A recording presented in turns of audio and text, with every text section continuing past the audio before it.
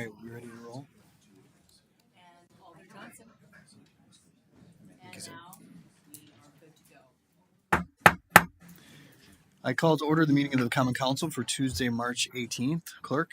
Yes, thank you, Your Honor. We have 10 members in the room and 10 members on civic clerk. 2 members are excused, Alder Weary and Alder Stevens. All right, thank you, Clerk. Now please rise for the Pledge of Allegiance and remain standing for our invocation. Yes, I said that. I pledge allegiance to the flag of the United States of America and to the republic for which it stands, one nation, under God, indivisible, with liberty and justice for all. And for the invocation, we'll go to Alder Grant. Thank you. I apologize. I'm losing my voice, so I probably won't talk much tonight. Just kidding. But I'd like to introduce he's Bishop of Mosa, Wisconsin with the Church of God. He is a pastored at Victory Worship in Bellevue for going on 35 years. And he's also our police chaplain for the Green Bay Police Department for 15 years. I'd like to introduce Bishop Rick Parker. Thank you. If you will, bow your heads, please. Almighty God, today we come to you with the deepest gratitude in our hearts for all the gifts you give us each day. Family, loved ones, good friends, laughter, and our jobs. Help us always to receive these gifts with thanksgiving and may our hearts be stirred to remember all your mercies, which we receive through your love toward us. As we convene in this Green Bay City Council meeting, we humbly ask you for your guidance and wisdom. May our decisions be marked by respect, understanding, and a genuine desire to serve the needs of our city and citizens. Grant us the ability to discern what is truly best for our community and to make decisions that reflect your values of justice, compassion, and peace. May we work together as a united team, seeking common ground and finding solutions that will benefit all. We pray for your blessings upon this meeting and upon the people we serve. In the name of the Father, and of the Son, and of the Holy Spirit. Amen. Thank you. Thank you, Bishop.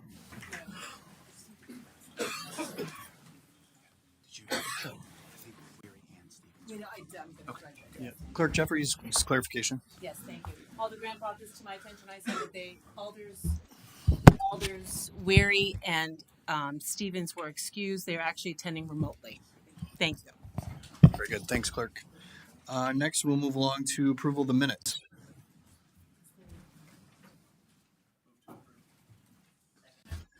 Alder DeLee makes a motion to approve, seconded by, was it Alder Eck? Alder Hinkfus.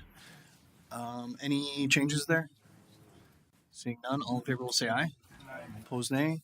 The ayes have it. The minutes are approved from March 4th, 2025. Approval of the agenda. Motion to approve made by Alder Eck, seconded by Alder DeLee. Any changes to the agenda? Seeing none, all in favor will say aye. Aye. Opposed, nay. The ayes have it, and the agenda is approved. Just a couple things before we get into the meat of the meeting here. First one, very bittersweet for us. Our city attorney, Joanne Bungert, is attending her last Green Bay Common Council meeting. She's been with the city for 10 years.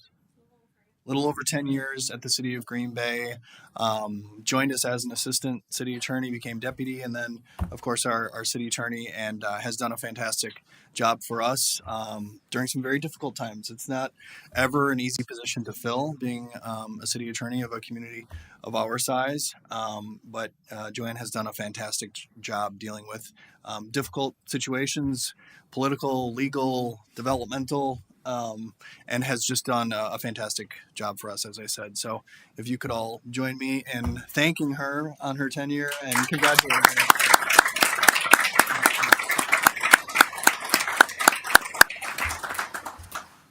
Any words, Joanne?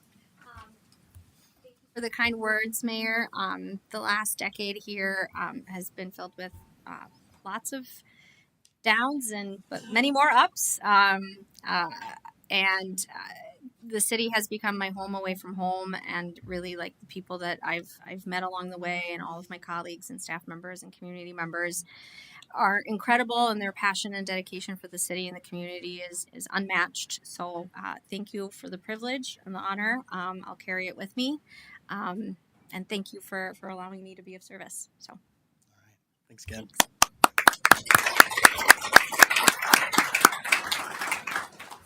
Then just a note on how we conduct our meetings. We've got a really big crowd tonight, which is fantastic. We always really appreciate public input into the proceedings of the Common Council.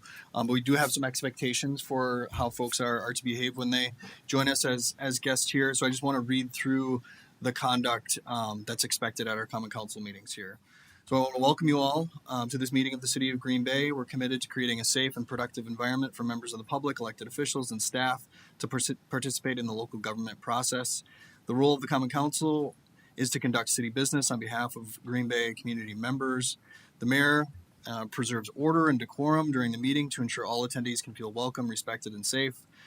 You're seated in the designated area here. If you wish to participate in the meeting, to briefly speak on an item listed on the agenda, please complete one of the forms that have been circulating. If you haven't done that, please fill that out unless you submitted a form previously to the city clerk. When you are testifying, just state your name and address for the record, and we offer 3 minutes for input from the public. Disruptive conduct such as shouting or interrupting testimony or deliberations is prohibited. Prohibited conduct includes but is not limited to profanity, threats, and any physical contact. The presiding officer may provide a warning for verbal disruption. Engaging in prohibited conduct may result in an individual being removed from the meeting and exclusion from returning for the remainder of the meeting. The presiding officer may place the meeting in recess and move the Common Council to an adjacent room if law enforcement action is needed. If an individual refuses to leave the meeting or tries to return after being removed for engaging in prohibited conduct, that person may be subject to law enforcement action. So thanks for your cooperation in abiding by those rules. As I stated, again, we really appreciate all the public input that's been offered to this point through our Plan Commission and also at the meeting tonight. Also just want to note for some housekeeping that we have an overflow room in 207. So if folks get tired of sitting, we've got speakers in there so you can listen along in that room. So just want to note that for you all. With that, we'll move along to announcements from our council. Any announcements from alders? Seeing none, we will move on to appointments. Alder Profit makes a motion to approve our new appointments. That was seconded by Alder DeLee. Any discussion on them? Seeing none, all in favor will say aye. Opposed, nay. The ayes have it. Those new appointments have been approved. On reappointments, motion to approve by Alder Presley, seconded by Alder Hinkfus. Discussion here. Seeing none, all in favor will say aye.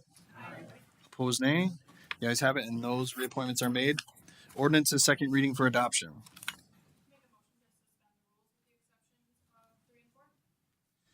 Alder Profit makes a motion to suspend the rules and take up all the items that she noted with one roll call vote. I think we would also include 8. I'd like the full number. Yep. So we'll take up all of those ordinances with the exception of, what were yours, Alder Profit? 3, 4, and 8. Is there a second for that? Seconded by Alder Hinkfus. All in favor will say aye. Opposed, nay. The rules are suspended. Motion to adopt made by Alder Profit, seconded by Alder DeLee. And again, that's for all the ordinances with the exception of 2, 3, and 8. Discussion on that? 3, 4, and 8. My apologies. Any discussion on it? Seeing none, we will use the board.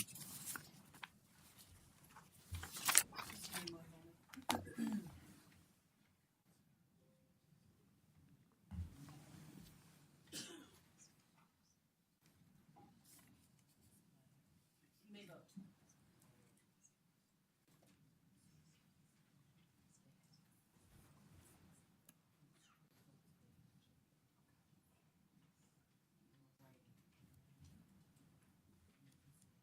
All right, and those ordinances are adopted unanimously. On to J3, Alder Profit. Sorry. I'm on quite yet. All right, thank you. So both 3 and 4 are sitting within my district. They are items that have come before us a few times. We've held them one time already as it relates to the zoning of 500 Day Street. I apologize to put anyone on the spot, but if there's anyone interested in speaking to this item, I would make a motion to open the floor.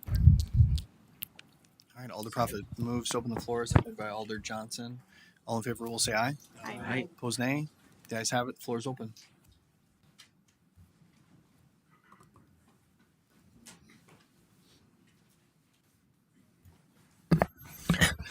Thank you, Alderman Prophet, Mr. Mayor, council members. My name is Chris Brennan. I'm the Public Affairs Manager for Georgia Pacific's Green Bay operations. I've been in front of you a few times in the past, so thank you for the time again. Just wanted to provide a little update on where we stand with this property from Georgia Pacific's perspective. So again, thank you again to the council for providing us some additional time last week as it's related to the property. I wanted to let everyone know that we have received best and final offers on the site and are actively moving ahead with negotiating contract terms. As you can hopefully understand, these conversations take time. Our ask is that the Common Council delay this rezoning decision until the city can develop an appropriate plan with a potential buyer. As we have done previously, Georgia Pacific will continue to engage with the city's economic development group, the mayor, and council members to share more information when appropriate. We appreciate the council's continued understanding of the time and due diligence that this process can take, with the hope of creating a beneficial outcome for the community, the city, our business partners, the buyer, and for Georgia Pacific. Thank you. Any questions for Mr. Brennan? Yeah, Alder Prophet. I have a quick question. And I know I appreciate the negotiation efforts that are ongoing. Would you be able to share with us if any of those are general industrial as the property is currently zoned? Is that something you'd be able to share with us that you're entertaining? So unfortunately, I do not have direct line of sight to some of the negotiation, as we've mentioned before, that's being managed by Colliers. So I do not have the ability to share any specifics on that type of customer or buyer. So my suggestion is I'm happy to reach out to them and maybe we can regroup that way if that helps, but I can't share that. Okay.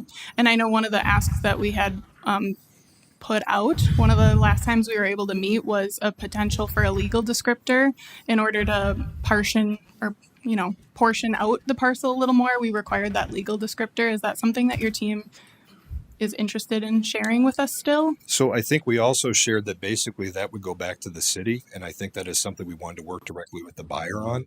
Okay. So that's when I talked to my team earlier, they reinforced that as well. Okay. Thank you. Yeah. Yeah. Alder Galvin and Johnson. Thank you, Your Honor.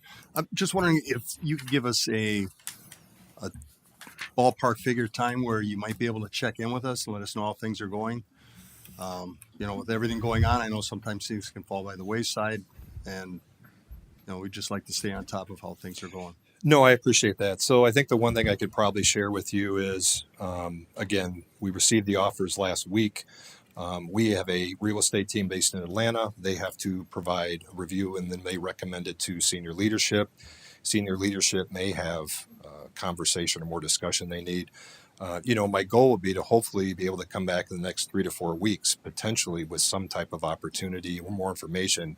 But again, I can't control the discussion and how long those potential reviews and discussions go on. So, Alder Johnson. Thank you, Mayor. Chris, good to see you as always. Yeah. Obviously, we've talked about this, right? The risk for the city, of course, is we recognize the use that we would like to see on this site, and we did extend this, recognizing that we want to be a good partner and continue to have these conversations. And, broadly speaking, I don't think anyone's truly objectionable to that. I think it's acknowledging the risk sometimes that the city has for extending this, where a potential buyer could come in and its use would be incompatible with what we're attempting to proceed with right now, which is really, again, about that use that we envision for that area.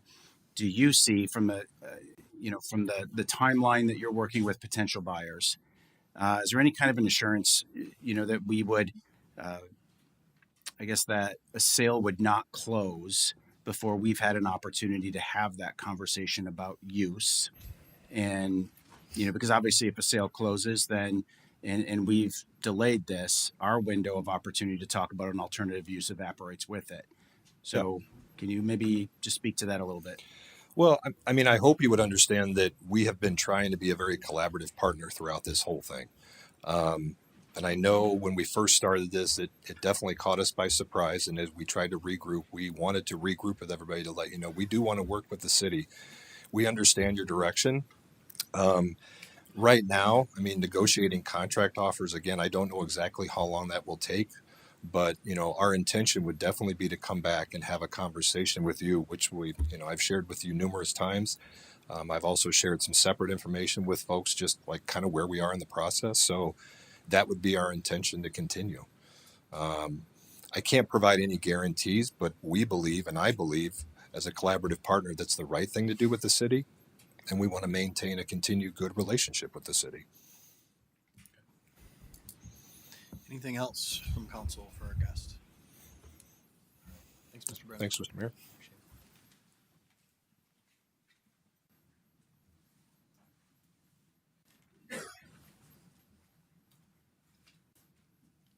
Good evening, Brad Piet with the Fox Valley and Lake Superior Rail System. Hello again. So I've outlined to the council. Address, sir? 1890 East Johnson Street, Madison, Wisconsin.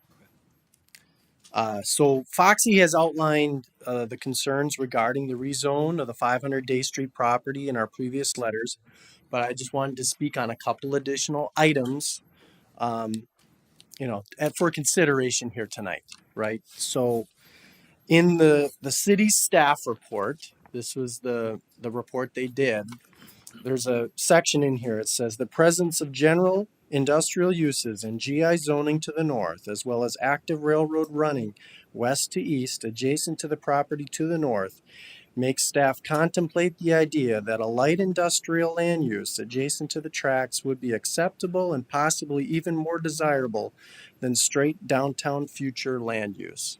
That was in the city's own report on this topic. I wanted to bring that up. Also at that planning commission meeting, David made the comment when asked about, any industrial use with the downtown zoning, and that is not allowed in any conditional use with the downtown zoning.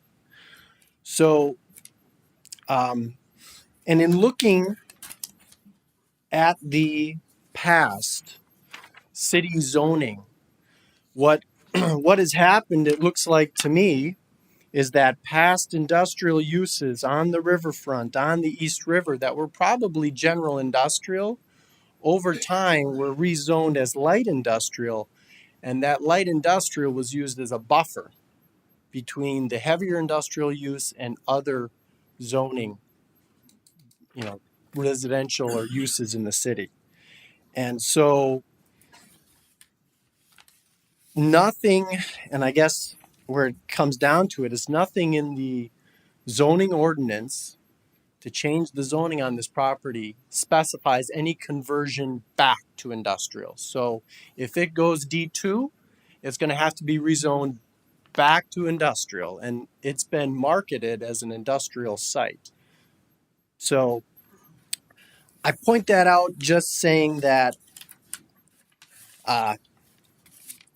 we think that the conversion of this industrial site straight to downtown is probably not the most appropriate action at this time, and that instead a conversion to light industrial would be more appropriate.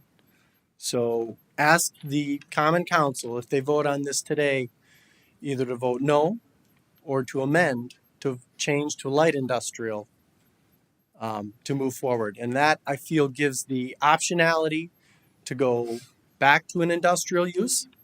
I think what the city has seen in some recent substantial industrial investments, that they have the ability to bring a lot of economic value to the city in jobs, in economic value creation, in activity that businesses like myself really rely on. And it could not be detrimental to the downtown uses. And Sir, your 3 minutes have expired. okay. Any Thank you. questions for our guest from council? All right. Thanks for your testimony. Anyone else on this item?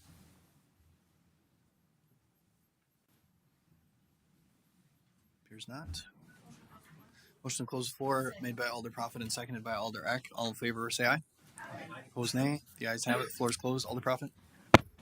I feel like I have an understanding of the why behind not being able to portion out, but I would love to defer to either Director Rainier Wig or maybe Mr. Buck's name was invoked as well to kind of describe the nature of this being one parcel and why without that legal descriptor we cannot change it to be two different zonings. Sure. Director Rainier Wig. Yes, thank you, Alder. We have always said from the beginning that this is one parcel. We chose the downtown zoning because that's actually a more comprehensive zoning option.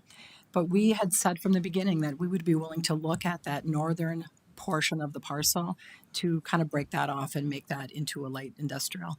Once a developer or someone were to come forward and present us with a plan, we would work with GP or whoever that would be to make that change for light industrial.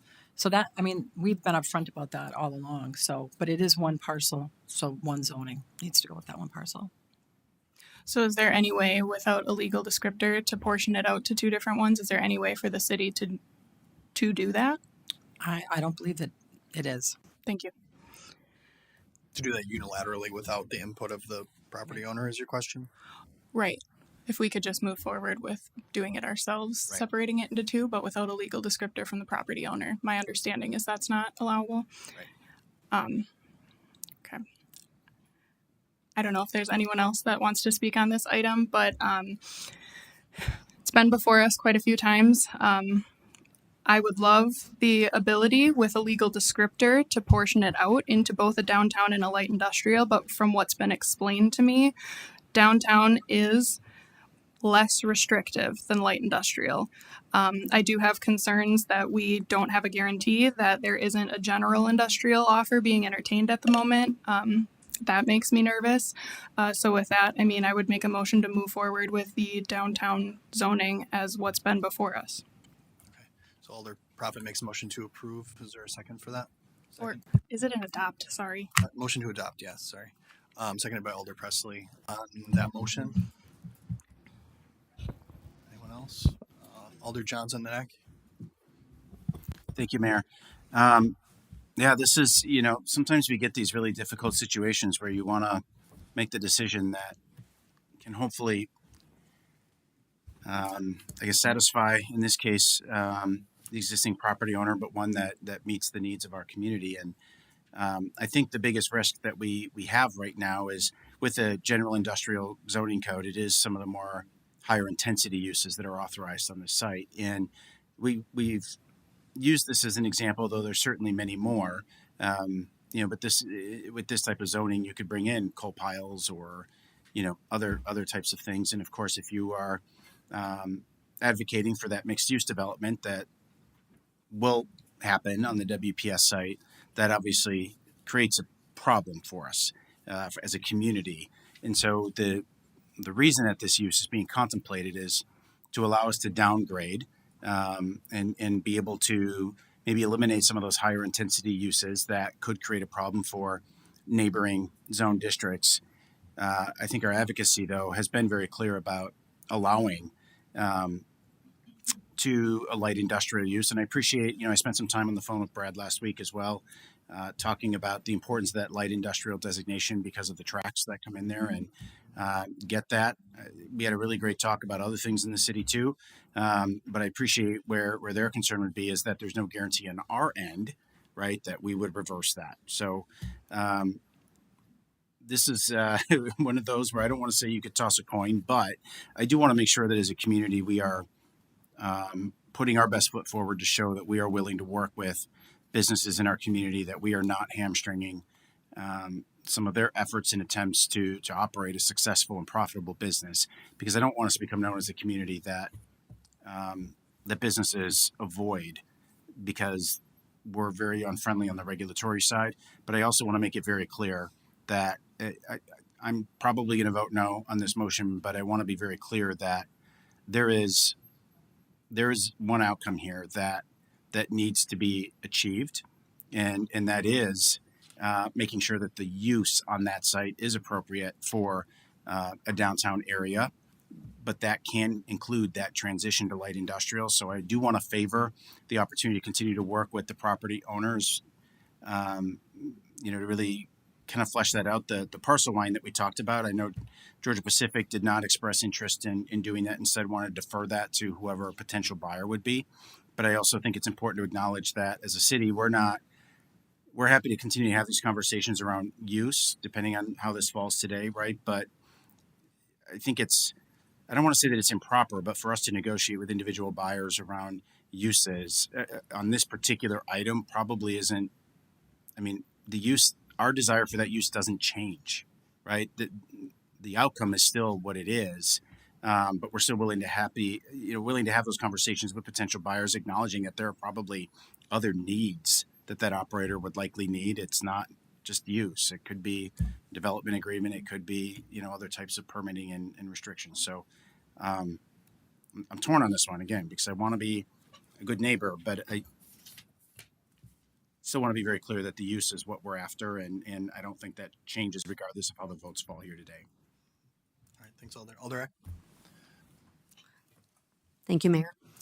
And I know that the last time we had voted, the talk was delayed, but then, it's going to be a second reading, and that gives time for discussion. And I don't feel like we're quite there yet, based on what I'm hearing. And then we got a letter from the Port Authority about some things on that end. And I do have a question. Can the landowner divide the parcel? I know I heard the city cannot, but can the landowner? I guess that would be for, like as Alder Prophet had mentioned. Would that be? Are you asking about creating that legal description, or actually dividing the property? Dividing the property. Yes, the landowner can do that. Okay. Are you done, Alderek? Yeah, at this point, I just wanted to say that I would say no to the motion. Okay. Alder Johnson. Yeah, I was going to ask, because it directly relates to Alderek's question, if Director Sherwin-Wade could explain why there was a conversation around the parcel, the legal description, right? Because the landowner, there's a difference between separating the parcel but doing the legal description. Right. We need to create the legal description for the second parcel. Right now, it's one legal description and one parcel. So if you're going to split that, you need to create that. You need to determine how much land you're talking about on that northern half, right? And then you have to make the legal description that goes with that. Right, but the legal description did not necessarily force the division of the parcel, but the legal description gave us the ability to rezone it in two different ways. If that were yes, if we had created that, we would have had two separate parcels, which we could have done that with. We have one parcel, so right. It's one zoning. Is that what you're getting at? But you don't have to split the parcel. The legal description was sufficient enough to have two different zoning codes.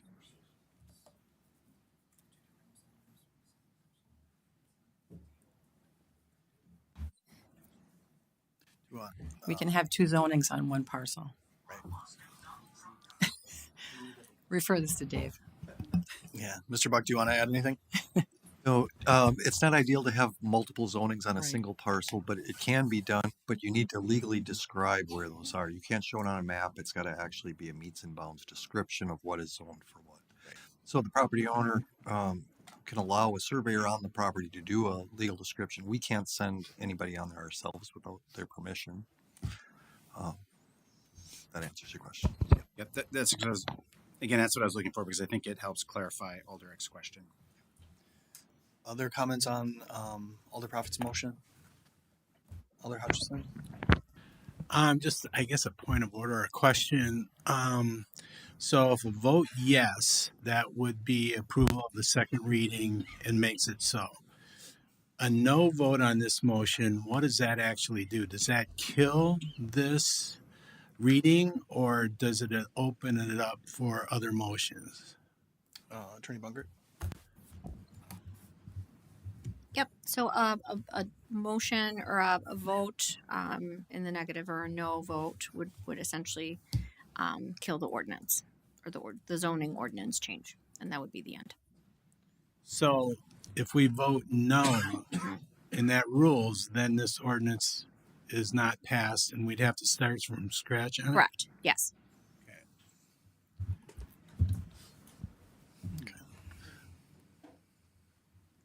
So just to clarify, there wouldn't be any other motions that would be appropriate after that vote is taken? Right. At that point, it would be a definitive vote and action on that item. And particularly with zoning ordinances, it really should be an up or down vote. It's either an approval or not. It's adopting an ordinance. A zoning ordinance is a little different, where you wouldn't necessarily be able to do an amendment. I know there had been some discussion from members of the community about amending it to a different use. That wouldn't be appropriate because there are public hearing notices that have to be adhered to. So if a change is contemplated, then the appropriate thing would be to vote no, to vote it down, and then regroup and go forward with notifying for a different zoning designation. So really, it should be up, down, or hold as that has been done before. Got it. Thanks, Attorney. Mhm. Good question, Alder Hutchison, Alder Prophet. I'd just like to follow up on that question as well, because my understanding was if we were to move forward and just say, let's do the whole thing light industrial, that too would kick this back to an original first reading. We would not be able to do a final tonight if we were to change, because it would need that same process, correct? Right. So it wouldn't kick it back to a first reading. Okay. It really, if you want to change it, there is a loose concept that you could essentially send it back to Plan Commission, but essentially you're restarting it all over again, because the notice requirements for light industrial, that public hearing would have to happen. So you're repeating the process all over again. And my understanding was, because a piece of this, I think it's 3, is amending the Smart Growth Comprehensive Plan. That requires a 30-day hold as well, right? There has to be 30 days between. I believe so, but Okay. I would defer to CED for the timing, but yeah. Okay. Just confirming that, Mr. Barr. Yeah, there's a 30-day separation between the two council Yep. readings. So a lot of times you'll see the zoning held, so it matches up with the comp plan. And any additional comments or questions, Alder Johnson? Mr. Buck, just to verify, as of right now, with the existing motion that's on the table, that 30-day period has already been met. Yep. So it would be if we were to change anything, which would include a rejection. So appreciate that clarity. So I'm going to make a motion to hold, and we'll let those votes land where they do, because I don't want to. I'm being very clear. It's because I don't want to send this back to the drawing board. I would rather have the opportunity to vote on that hold. And Yeah, Alder, I don't think you need to withdraw necessarily. So, yeah, yeah. it trumps your motion. So Alder Johnson makes a motion to hold. That was seconded by Alder DeLee. Discussion on that? Just to be clear, Mayor, hold until the next meeting. Yep. Which is April 15th. So there's a second for that motion. Any further discussion? Alder Prophet?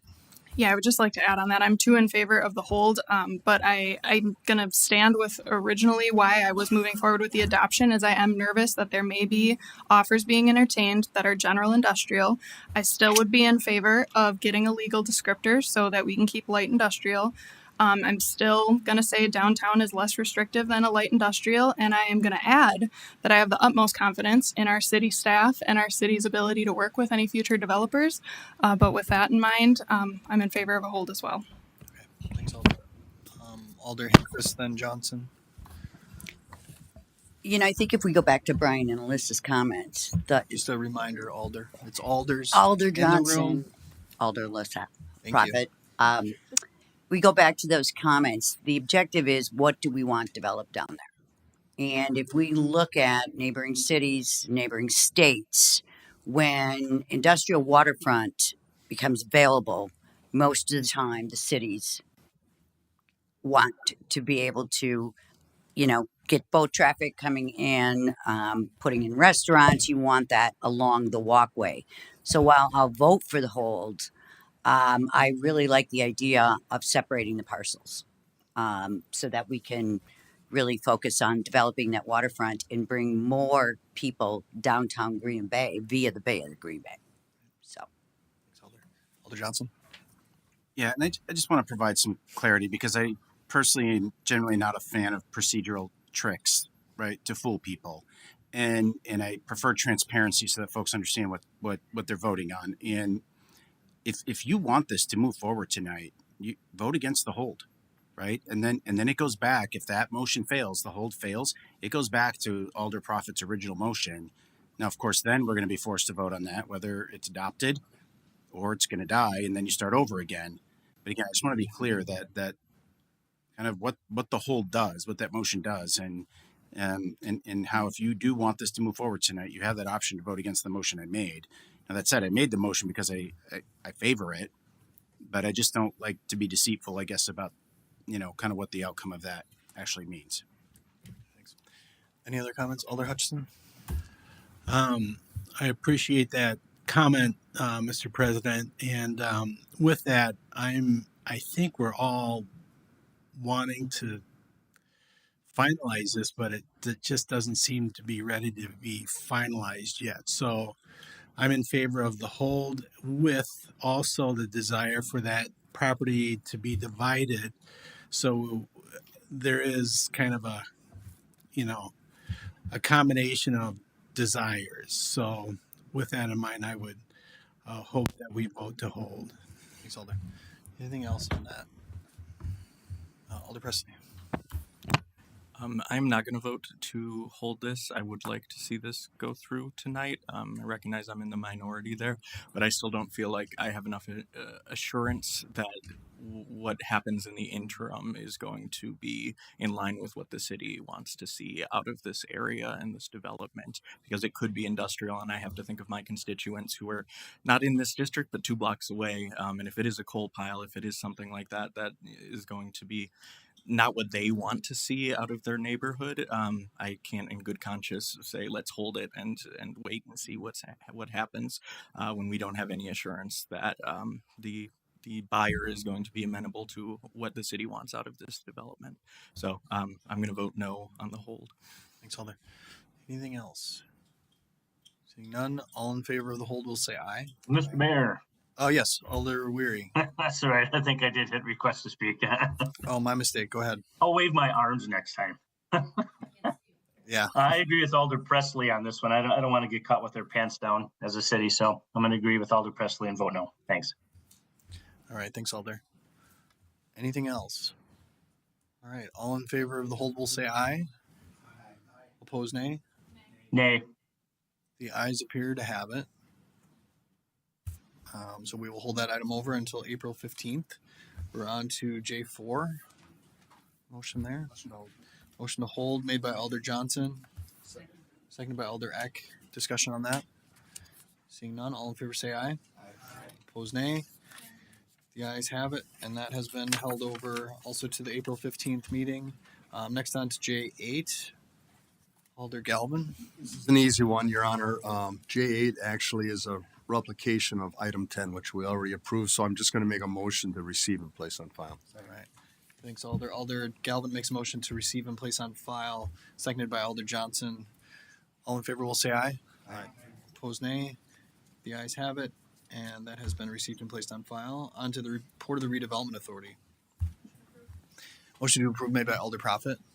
Second. Seconded by Alder Galvin. Items here to be handled separately.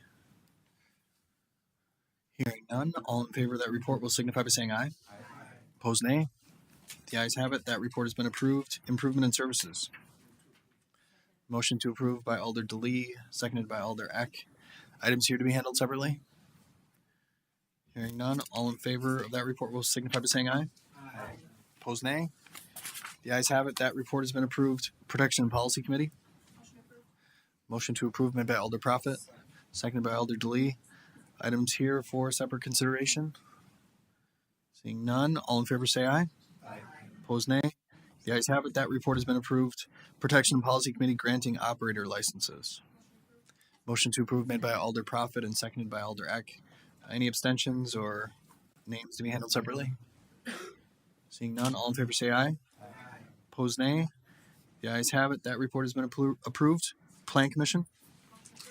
Motion to approve made by Alder Proffitt, seconded by Alder Presley. Items here to be handled separately. Number 3. Any others? Hearing none others, all in favor of approving the remainder of that report, signify by saying aye. Aye.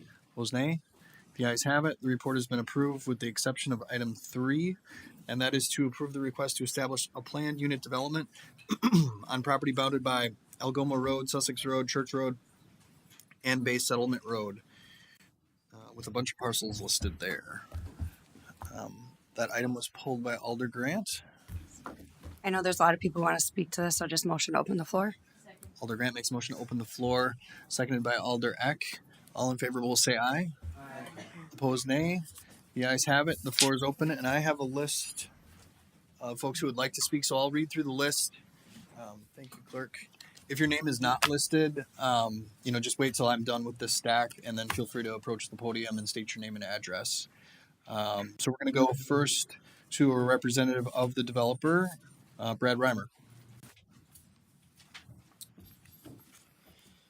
Thank you, Mayor. Just a quick note for our audience. We, like I said at the front of the meeting, we allow for 3 minutes for comment for presenters or developers bringing forward a project. Obviously, we allow for some more time to detail what's being presented to council here. So having that being said, we'll go to Mr. Reimer. Appreciate it, Mayor. Thank you. Council members, thank you for having us. I know some of you were in attendance at the Plan Commission meeting, but I'd like to go over the entire development again, just to reiterate what's actually happening here. So out towards Red Smith School in the Red Smith neighborhood, we have 168 acres in this proposed development. PUD zoning is what we're going after.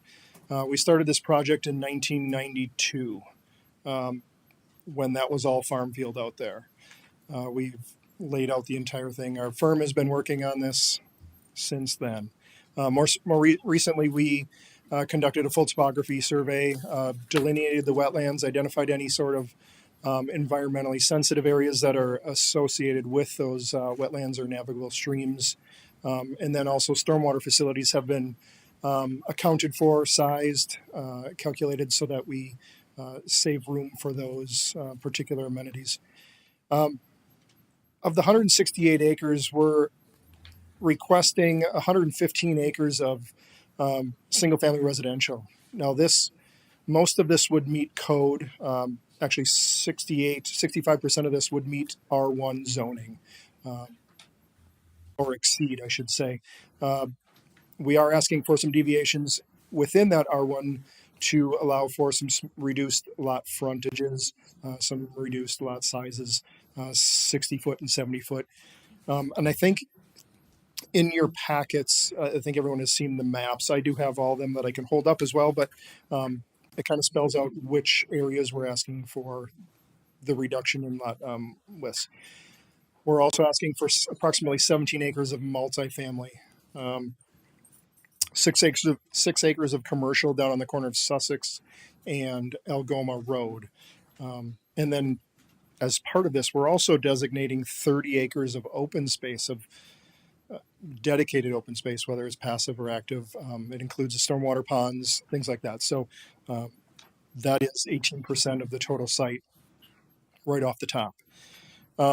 This area is designated on the latest comp plan as low density residential. Within that low density residential, it kind of defines it as 4 to 8 units per acre. 4 to 8 units is a lot. That's 650 to 1,350 units on this total parcel, or it's multiple parcels, but on this total piece of land. We're asking for far less than that. There's also an existing road map out there. So this map, many people have seen it, has all the pink lines, future roads. This is the adopted map as of right now. I went ahead and did some calculations based on what has been approved and what has been public record since the late 90s. That road pattern hasn't changed. There's approximately 19,000 linear feet of road on that particular plan. We're proposing 10,000, so a little more than half of that. If I were to take those roads, apply R1 code to all of them, I could get 450 lots. Right now, we're proposing 400 units, only 227 lots, but 400 units with that multifamily. So when we talk about density, remember that 4 to 8 is what is preferred for this particular low density residential. That ADP at 450 lots is still only 2.6 units per acre. We're proposing 2.4, less than what is existing out there today. Just to take that one step further, if we take out the open space, we're still only at 3 units per acre. If we take out the wetlands that are included in a lot of these residential lots, I'm still only at 3.6 units per acre.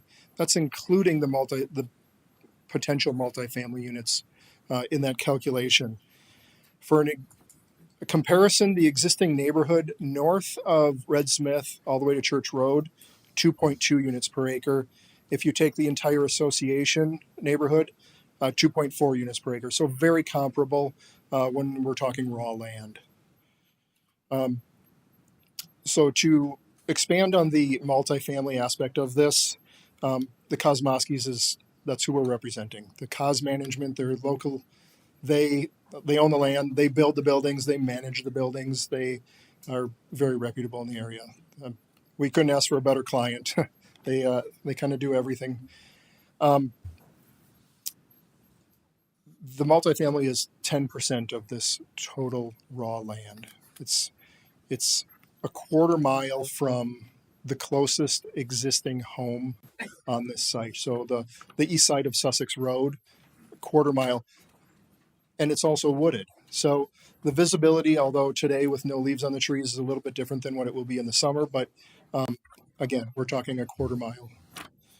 Per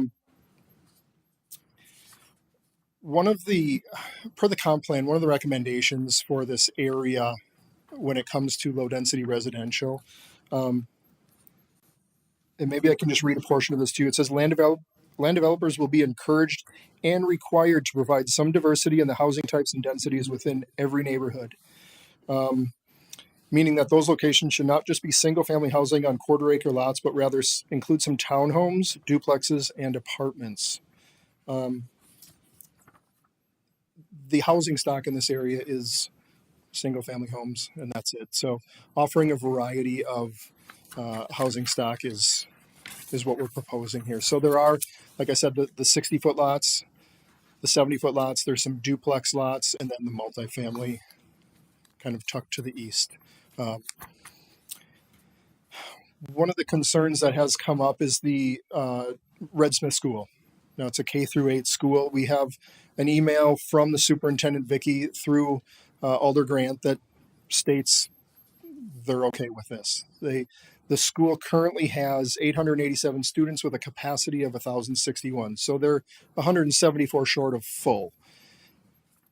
Her email also states that there's an expected decline in enrollment over the next 10 years. So from the school board's stance, this is not an issue to them.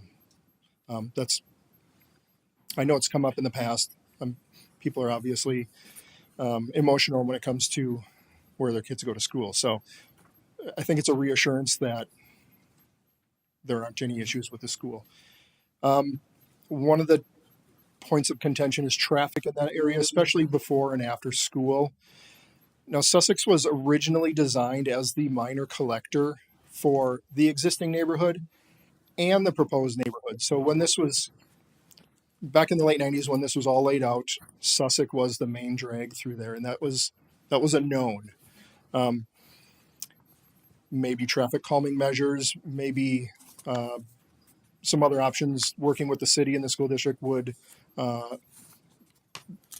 put people's mind to ease over the congestion in the morning, things like that. I do have some traffic counts, not based on our traffic study, but just general. This was the Institute of Transportation Engineers. A single family home generates 10 trips per day. A multifamily unit generates 6 to 7 trips per day. So if we go back to that original ADP, that's shows all the roads, 450 potential homes in there. That's 4,500 trips per day, potentially. Our proposal really only has 227 homes. We'll call it 236 because there's 9 duplex lots in there. So 236 single family units. And then we show 160 multifamily units. That's less than 3,500 trips per day when you throw the multifamily in there. So 1,000 less. That's 23% less with the multifamily in there versus standalone single family. There is one potential fix that if you look at this map here, Durham Road was always planned to be another out to Scottwood or Algoma or County Highway I. If that were forced out, it would alleviate a lot of traffic from Sussex. I know they talk about that intersection of Sussex and Algoma Road being tough to take a left-hand turn in the mornings and the evenings. There are other outs to the neighborhood. Maybe they're just not utilized as much as they could be. The other topic of discussion is stormwater management, and I eventually will defer to Steve Grenier on this, but flooding is an issue in that neighborhood. I think I've seen plenty of photos and videos and heard testimony of people having issues with water. The vacant site requires no stormwater management right now. It just flows off and into the neighborhood. The developers, the city staff, we've had these conversations already, and everyone's willing to come to the table, work together, oversize the facilities, direct it where it needs to go to help with the issue. I can't say we're going to solve the issue, but we're at the table. We want to help this development. Something is better than nothing, and right now with nothing, it's an issue. So with that, maybe Steve can talk a little bit more, but oversizing the ponds, redirecting it. I don't know what we can do in the existing neighborhood, but if we can help what our piece of property is contributing to this neighborhood, every little bit would help. I don't see it as a deterrent to the stormwater that's on there right now. One quick stat before, if Steve wanted to say anything. On that ADP with 450 potential lots, that's 450 rooftops. On this proposed plan, we have 227 single-family house rooftops and 10 multifamily. So we've significantly cut the rooftops. When we talk about the 19,000 linear feet of roadway, and now we're only talking about proposing 10,000, the impervious surfaces have been greatly reduced, which can only contribute to helping the stormwater issue in the area. With that, I know there are people are going to come up and they're going to talk about most of those topics. If anyone has questions or we need to elaborate on any of the statistics or anything like that, we are certainly here willing to have that discussion, but we appreciate you listening. I don't know if that's a question, Jim, Alder Hutchinson, but Yeah, if you're done, we can go to questions. we can absolutely. Yeah. Great. All right. Thank you for your testimony. Of course. Just first one. You yourself weren't working on this in 1992, were you? Steve was, but we all know the file number. V592 was the fifth file in 1992. It's a very well-known file in our office, and that was Mao and Associates in the 90s. Recently, we were Veerbecker, but I didn't start until 98. But I remember working on that project in 1998. We'll appreciate the commitment to the project. For Yeah. Sure. Alder Hutchison, then Alder Grant. Okay, just two quick questions regarding schedule, because it does affect the number of students that would be heading to Red Smith from this development. What do you expect? How much time is it going to take to develop this site? Several years. I think we've thrown out 8-ish years from end to end. I guess it all depends on the demand. You know, as you start at one end, most likely the south end of the development, and you start working your way north, depends how fast you can build and sell homes in that area. Okay, so several years. It's And going this to is take getting time. into the weeds. This really doesn't pertain Yeah. to the rezoning. But the second thing is the stormwater issues. Usually that you develop ponds when you're touching the earth in that area. Are you going to develop those ponds as you move forward, or are you going to develop all those ponds initially at the beginning? I think typically we would build them as we move forward. That would be a discussion for the city, is who's going to build the ponds 5 years down the road when the development hits there. Do we build that pond now? How do we solve those stormwater issues today? I don't have an answer for that. But typically you would construct any stormwater management facility as you turn in your site plan for that phase of the development. Okay, thank you. Alder Grant. Just a question for clarification. I apologize. I'm sorry, my voice is cutting in and out. But for the lots that are 60 feet wide, am I correct in that the non-permeable surface of that area is 60%, not 50, what we normally require? I believe is that what's in the PUD draft? I believe. I just have that note. I just wanted to verify. I didn't see it in the Yes, draft. I think we increased it by 10%. Okay. And then, so there's been comments made that some of our flooding issue occurred when Town of Scott put in curbing and drains at the top of the bluff. A lot of your retention ponds are closer to Sussex. Is there a reason there's not retention ponds further back to catch some of that? Because the reality is the top of the bluff and the bay, the water naturally wants to flow that way. And the reality is all of our houses are just in the way. Is there a design reason to that? Yes, the water flows down. We would want to catch it at the bottom.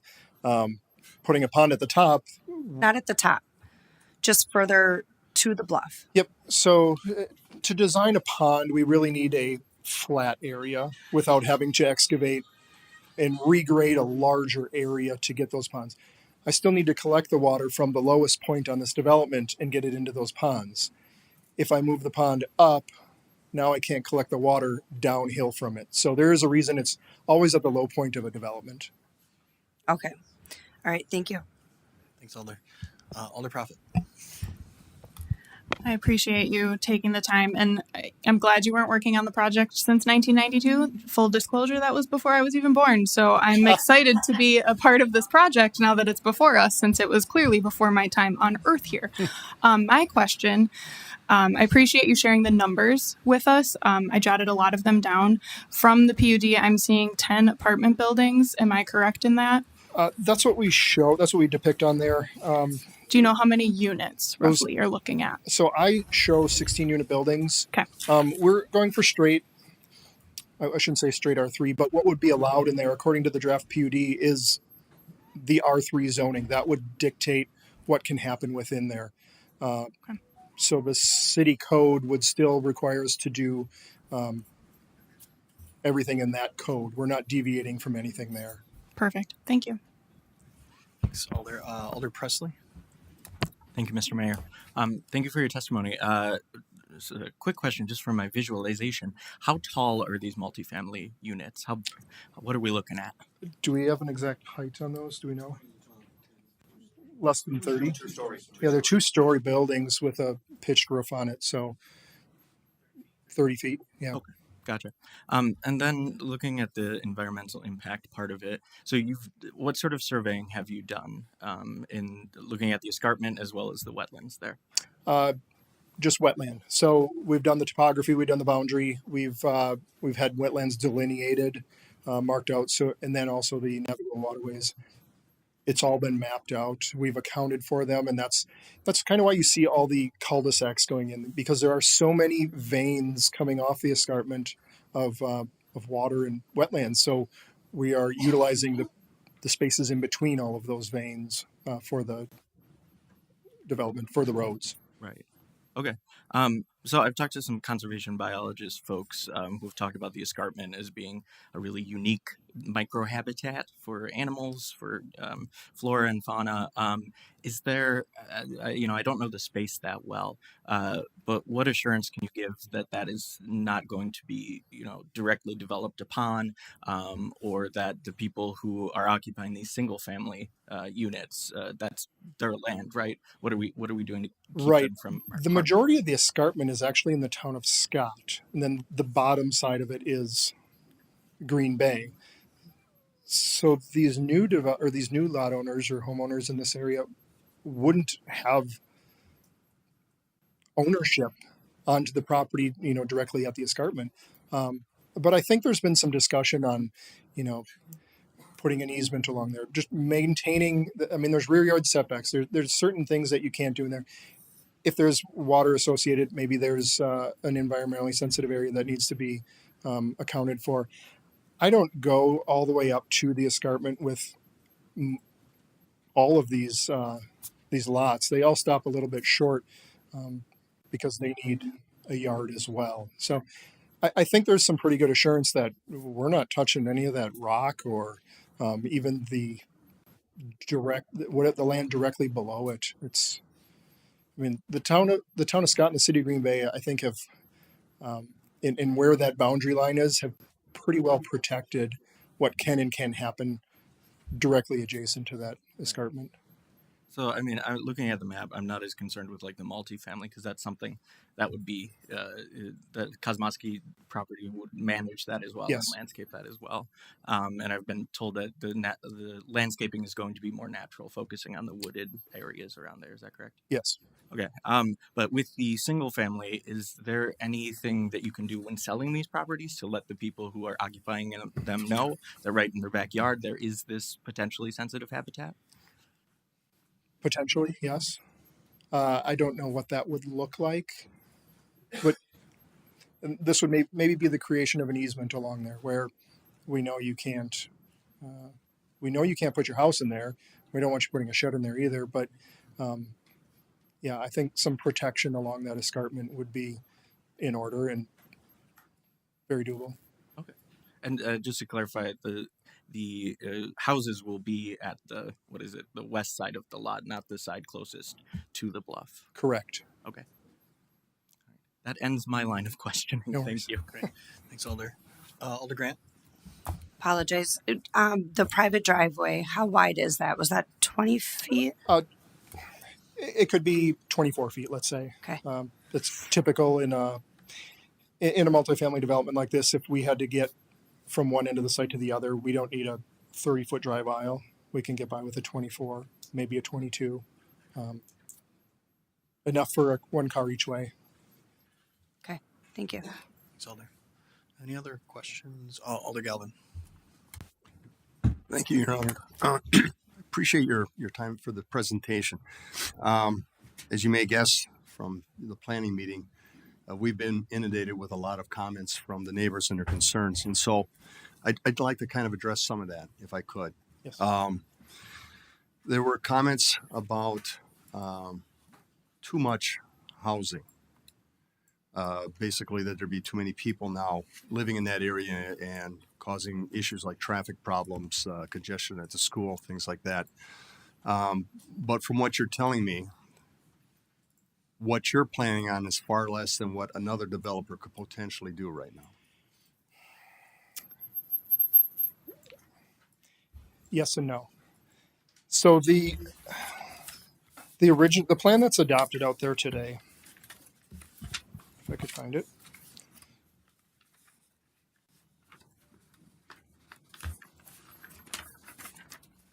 I had it. And I lost it. Couldn't have gone far.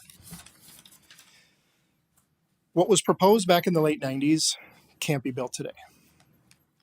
But anyone that would have moved into this neighborhood would have said, this is the potential for this. Now, with the environmentals that have happened, the wetlands, it's gone undeveloped for a long time. It's really restricted the amount that can be done to it. So we've greatly reduced from what could have been done 30 years ago.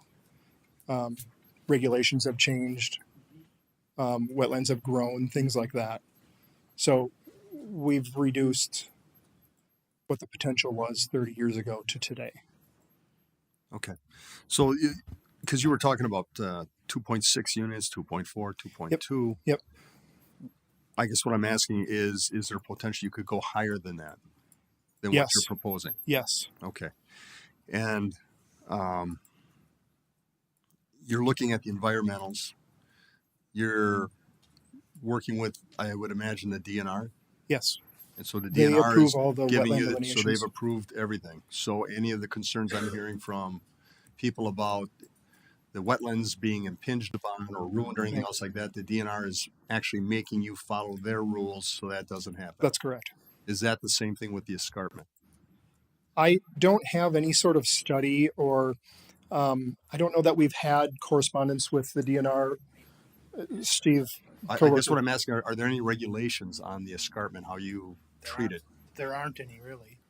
About the only regulation that's on the escarpment is there's a 20-foot setback from the bottom of the escarpment, 20-foot building setback. But like Brad said, most of the escarpment's in the town of Scott. It's not on our property. Let me back up. I'm Steve Beater with Rebecca, Okay. also running for the developer. But there is a 20-foot setback on the bottom of the escarpment that would require any building to not get any closer to 20 feet. But really, I don't think Green Bay Code has anything that would prohibit. You couldn't really build a building there, and because it does, there's something called steep slopes. We can't build on steep slopes in Brown County with Brown County the way they administer their code, which Green Bay also follows. Okay. So anything that's greater than 20%, I can't. Oh, I'm sorry. Anything greater than 20%, we can't build on that steep slope anyway. So the escarpment is steeper than that. We couldn't build on that. Plus, there's a 20-foot setback off the bottom of that would prohibit any construction of anything within 20 feet of that. But again, most of that escarpment is in the town of Scott. So Okay. All right. Thank you for that. The environment of the traffic. Looking at your roads here, they're basically just feeder roads that go in, they dead end, and then they go back out again. So anything that happens within the older development as far as traffic is something more that the city could potentially address. Absolutely. Like by adding more roads or doing some environmental things, reshaping roads, Well, lines, traffic, barriers. I was going to say, yeah, barriers, more traffic calming measures Right. would change the circulation of how that neighborhood behaves. Okay. And then I've also heard concerns about rental units. And I haven't had time to do any research, but the Kosmowskis are going to be building the apartments and they're going to be maintaining them then as Correct. the landlords. Correct. Which means they screen people applying, they look for bad tenants, and they remove them as soon as possible. That's correctly? correct. What is there a way that, or do you have any data on any of their current properties? Do they have any other properties in Green Bay? They own and manage around 700 units in the Green Bay area. Okay. And has anyone done a study or looked at calls for service, say for rescue squads or police or anything else like that? Yes, I know Ryan spoke about it this morning, and it's minuscule for their managed properties. They just don't have that issue. Okay. All right. Let me see what else I have down here.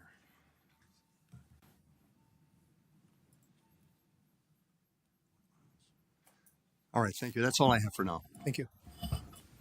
All right, thanks, Alder. Anything else from council? Alder Eck. Just to, thank you, Mayor, to piggyback off of what Alder Galvin was kind of alluding to, is there on-site management for their properties? I have to defer to the developer here. Yes, they have on-site management for most of for most of their units or their complexes. And these are market rate? Yes. Correct. Okay, thank you. Yeah. All right, anything else from Mr. Reimer? You answered that most of their units or the apartments have on-site management. Will this one have on-site management? Yes. That was my question. That was my question. All right, thanks, Alders. All right, anything else? All right, thank you, Mr. Reimer. Thank you so much. Appreciate it. Next up, we have Jennifer Sundstrom from Realtors Association of Northeast Wisconsin, and she's at W6124 Aerotech Drive, Appleton. Good evening. You don't need me to repeat No. my name and all that. Okay. Oh, in the past, I normally would not be involved in this type of public hearing for individual development projects. However, the extent of the current housing crisis has led our association to realize that we need to do what we can for advocating for more housing in our communities. We are experiencing an unprecedented lack of available homes and multifamily across the board. A normal or balanced market has about 6 months of supply available.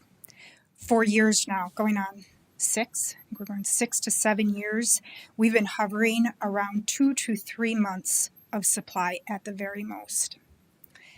There have been many contributing factors, but the main reason for the lack of housing is due to significant underproduction of lots, homes, and multifamily for over the last 10 years. In 2020, Green Bay Housing Study established that by 2040, an additional 140 to 310 multifamily units are needed each year, and an additional 170 to 375 owner-occupied units are needed each year. I'll be honest, I do not know what the exact number of housing starts and multifamily starts have been each year for the last 5 years. I'm sure Mr. Buck knows those numbers. But in general, most of our communities that I've seen for the last 5 years have been producing about 1/4 of what they need just to meet existing demand. 1/4. So that means every single year we are digging that deficit further and further and further. The city has been making really important steps. You have been one of the first in Northeast Wisconsin to do an in-depth housing study. I congratulate you on that. What an incredible example you have set by doing that. Also, the current work to rewrite the zoning code. This work is absolutely invaluable. However, whether we make any progress on the housing crisis depends in large part on this process. Right here, right now. This process determines not just whether a project moves forward, but how many units are going to be created, thus the price of the homes and apartments, or even if the project can financially move forward. This process also has significant influence on whether any of the very few remaining developers in the area want to pursue future projects in the city of Green Bay. At a time when development carries significant risk for limited return, developers are watching what happens here very closely. This is a beautiful project, doing exactly what we have been asking developers to do, to create a mix of housing options that are well planned out, protecting natural resources and providing green space. We need housing of all types across the board, and this project provides it, creating neighborhoods and community for citizens with various housing needs. We're the Realtors Association. We love homes. However, not everyone is meant to be a homeowner, and not at every stage of their life. We need to provide our aging population with more options than just single-family homes that can often become too difficult to maintain. Ma'am, your 3 minutes. Okay. We also need to provide options for younger individuals. The business community has been talking about this for years, that housing is creating a barrier to them being able to recruit and retain employees. We can't have workers without housing. So I guess it comes down to one question. Does this proposed project help meet the housing needs of Green Bay in a responsible manner? If the answer is yes, the project should be approved. Thank you very much for your consideration. Any questions for our guests? Alder Grant? Thank you, Mayor. That housing study that was done, that was based off of a projected growth of what by 2040 for Green Bay? Usually you do what your population projections have been showing over a number of years. And since that was 5 years old, I'm going to again defer to your planning staff, but we've been seeing that Green Bay has been exceeding those population growth projections. So that's why they always do a range to take into consideration the fact that you may be growing in population faster. The other thing that's difficult to is to answer that exactly is that our housing formation is changing drastically. We believe by 2030, we are going to be seeing that as much as 50% of all households will be one-person households. It obviously takes a lot more housing to accommodate even that same amount of population if you have such an increase in single-family households. So it's such a complicated answer. Okay. That's different than what my understanding was, but I'll check with staff on that. Can you tell me, I know you talked about the difference of growth, but have you tracked what we have been developing as far as rentals versus single family? Are we favoring one more than the other? Are we on track where we're increasing both, or do we need to focus more on the other to catch back up? You need it all across the board. You need all the different types of housing right now. There isn't one where you can say, yep, you've got plenty of supply in this particular area. And my understanding is also this area where the development is proposed, you do not necessarily have as many housing options, especially multifamily. So when you're in just anecdotal conversations with businesses too, with workers, they're in this fight, and you're watching workers going from one business to the next, and as much as a 30-minute commute can change a person's decision on where they work. If they can find housing that's closer to where they either want to have housing or where their job is, they'll take a completely different job. And so for all your businesses that are over, towards this side of Green Bay, or ones that would like to locate in this area of Green Bay, if you don't have housing supply, that's going to further exacerbate their ability to recruit workers. Okay. I went on apartments.com, and on the east side alone, there's 301 vacant apartments right now. So that's a little interesting. Do we also, with these projections, look at growth in jobs and businesses, that those are also on the uptick? And it's across range. I mean, it would be interesting right now because usually a 5-year housing study should be still pretty current, but given how much has changed in the market, it's almost, I'd love to see, what do those numbers look like updated right now. We are having an extreme difficulty, not only with single family, but having what we call the missing middle. And so, this project is incorporating more of those duplexes and townhomes as well. Multifamily, for vacancy rates, you have to look at those price points too. So you could have a huge glut of a certain price point and then have almost nothing available in another price point. What those specifics are for specifically northeastern part of Green Bay, I don't know for just that very narrow segment of the market. Okay. All right. Thank you. Thanks, Alder. Any other questions? Alder Galvin? Actually, I had a question for the previous speaker. Got it. Thank you, Ms. Sundstrom. Thanks for your advocacy here and also at the state level. Alder Galvin, go ahead. I forgot to ask you about the planned apartments, and I don't know how much detail you guys have yet on those, but I'm wondering, 1, 2, 3 bedroom apartments, amenities. Again, I'm going to defer. What does a 16 unit have?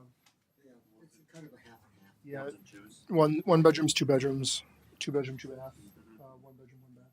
2 bed, 1 bath. Yeah, there's a mix Laundry within each apartment? in each or- unit. Yes. That's correct. Like parking? There's interior parking and exterior parking for each unit. All right. And do you have a ballpark figure, high or low, what the rent might be, if you want to go there?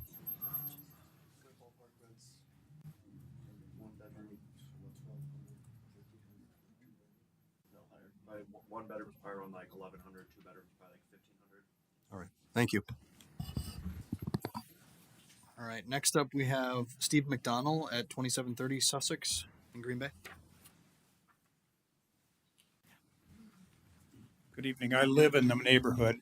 Many of the issues that I would have liked to have spoken on have already been addressed, but the one that I think is most important to me is the fact that the design for the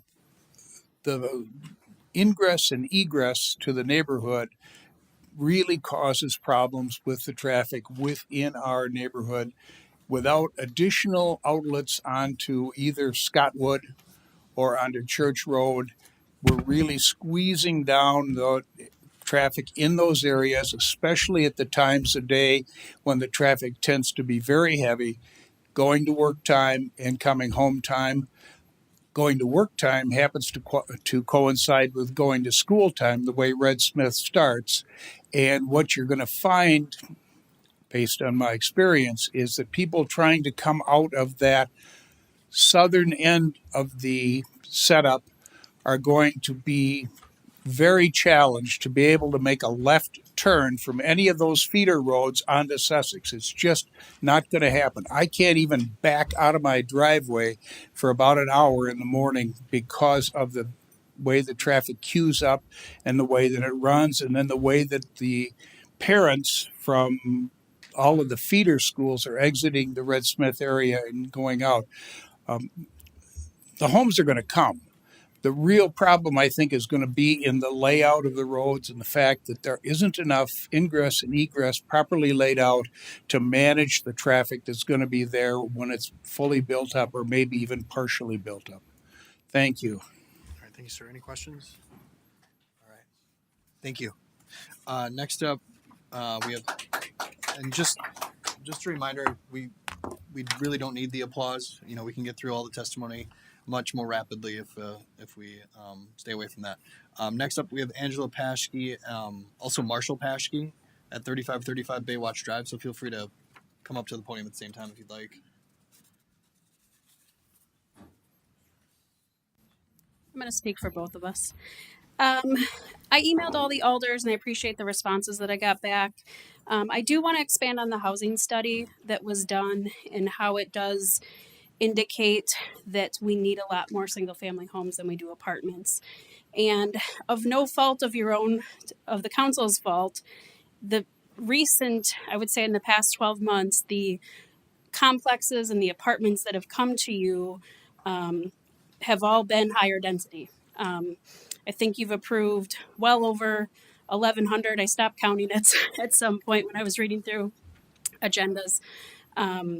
But I do think that there is now a mismatch, right, of exclusively approving apartments and not enough homes. So we know the city desperately needs homes. We're fine with the homes. And I think the sheer size of this land provides an excellent opportunity to correct that mismatch. We're not on at all for the projections for this housing study. Also, the comprehensive plan, obviously there's some misalignment with that. We moved to the neighborhood expecting it to be single family. That change is concerning.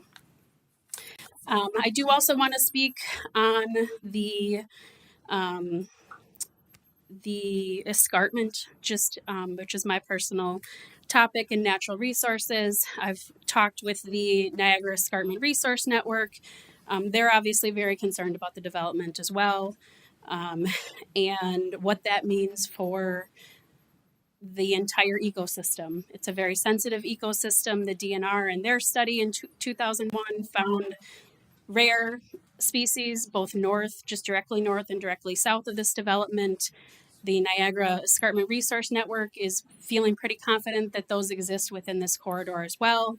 And how do we address that? So we would like to see some sort of a buffer put in. I know that there's a 20-foot, but the city's comprehensive plan does address options for like a conservation type of design that's available. I would encourage that.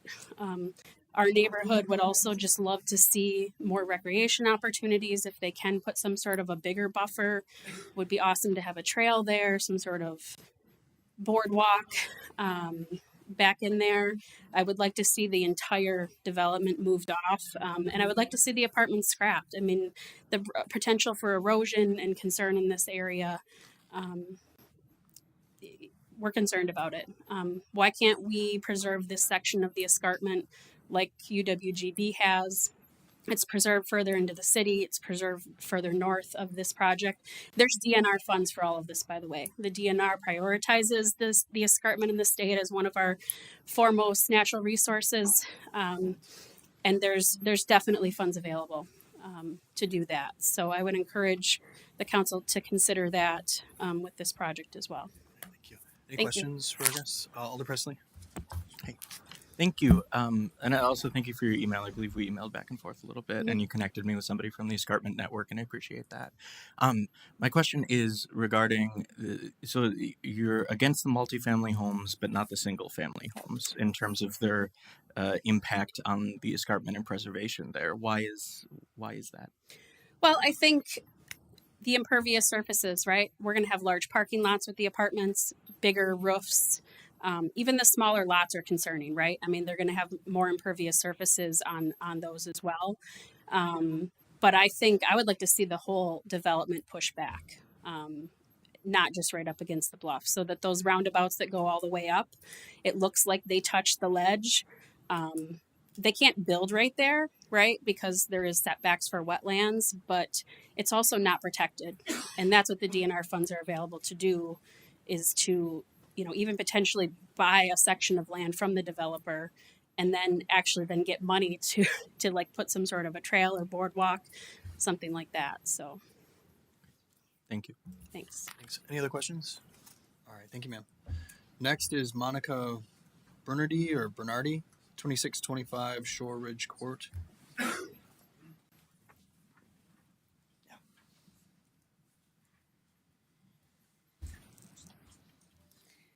Thank you. My name is Monica Bernardi, 2625 Shore Ridge Court. So we live off of Scottwood. And I'm so sorry. You listen to this and it gets my blood just boiling. 3 minutes is not nearly enough time to convey all the hopes and dreams tied up in our biggest investments, our homes and our neighborhoods. And only those who have bought a home know the true investment in the neighborhood and the city in which we choose to live and pay our taxes. We moved from Salt Lake City, Utah 9 years ago to move to the Midwest for a slower pace of life, seeing firsthand what arises when living in a city. My husband wanted more of a city setting, and I wanted more of a rural lifestyle. So we could have moved to Scott and paid half the taxes. We could have moved down into southern Wisconsin. We could have moved to Florida. We could have moved anywhere in the country, and we chose to make this home.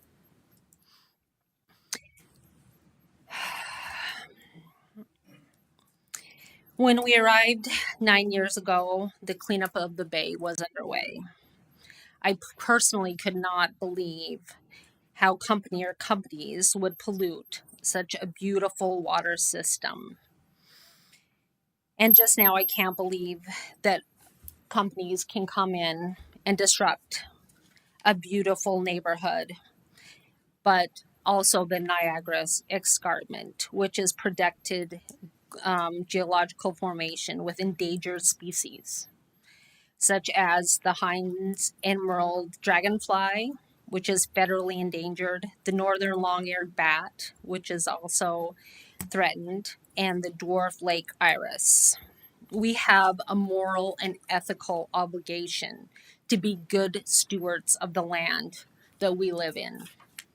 And we have an obligation to the future generations of Green Bay.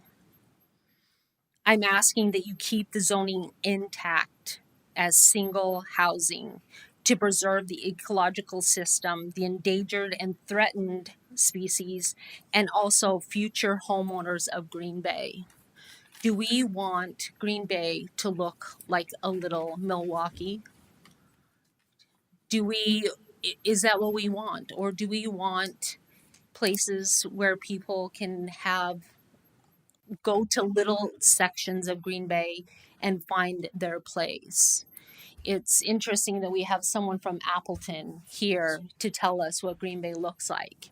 If you drive down University Avenue, there's 20 apartment complexes going up right now. Ma'am, your 3 minutes I has don't want to expired. live there. Thank you. Any questions for our guest, Alder Prophet?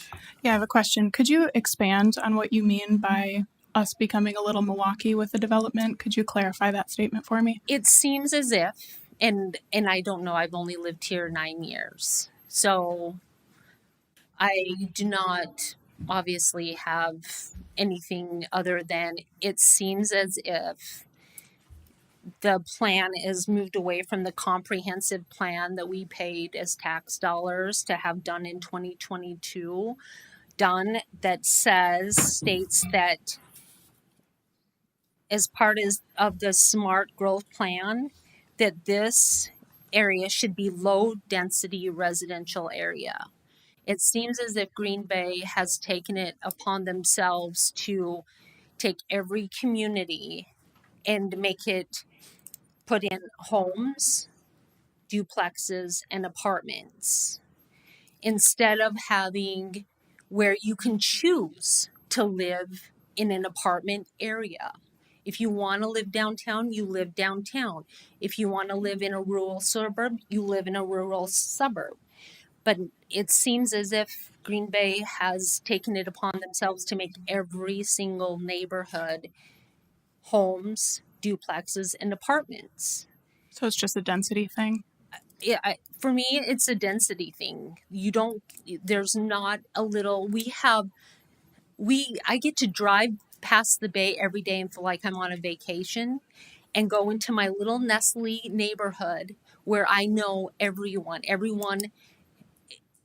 mostly everyone has bought their homes and wants what I want. If you bring in apartments, which if you drive by any apartment, not just costs, I'm sorry, but they're not invested in that neighborhood. That's not their dream. No one goes, oh, I can't wait to, do this. It's for some people. It's just not for me. And it's obviously not for people who have made Red Smith neighborhood their home. So you feel apartment dwellers don't choose that life for a permanent life? You feel they're not as involved in their community when they live in an apartment? I feel like they definitely are. And I'm just saying, does every neighborhood in Green Bay need to have homes, duplexes, and apartments? Or can there be, like down on University Avenue, not far, a whole slew of them? That's great if that's what you want. We chose that neighborhood because in the comprehensive plan, and what was said was this was going to be homes. I'm saying there should be a place for everyone in Green Bay. So apartments aren't for everyone? They're not, and homes are not for everyone. But I think you get to choose where you want to live. Got it. That helps. Thank you. Alder Galvin. Ma'am, if you heard this gentleman speak before, he has the ability to put far more homes on that development than what they're going to do right now. So even if you took out the apartments, a lot of you were talking about the escarpment, the bugs, protected property, all that stuff, that would still all be covered with homes. So whether the apartments, is it more you don't want the apartments there, or you want to protect this property and reduce the amount of homes by even more?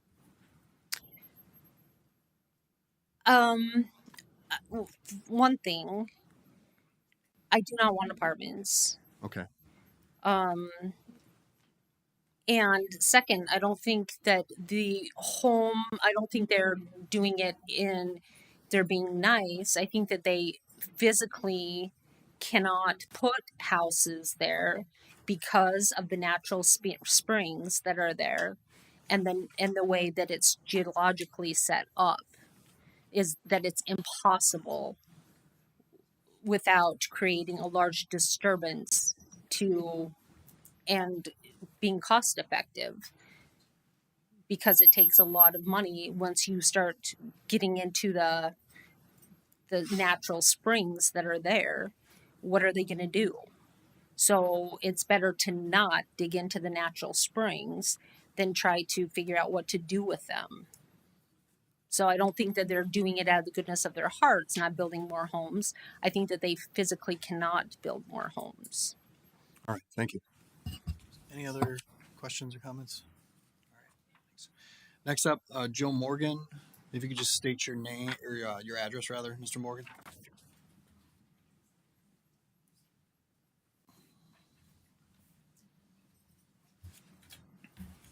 Joe Morgan, 2995 North Nicolay Drive. I'm president of Nicolay Drive Neighborhood Association, and our concern with this project is you're probably going to put another 400 cars a day on Nicolay Drive. How will the city handle that? If you're on East Shore Drive now and you're coming home from work, you can't get on the road. When you go past the university, you can't get on the road. Do you have or will you have a plan to manage this? Because it's going to increase the traffic considerably. So, okay. Thank you, sir. Any questions from council? All right. Thanks for your testimony. Next is Ben Hintz, 2991 Sussex Road.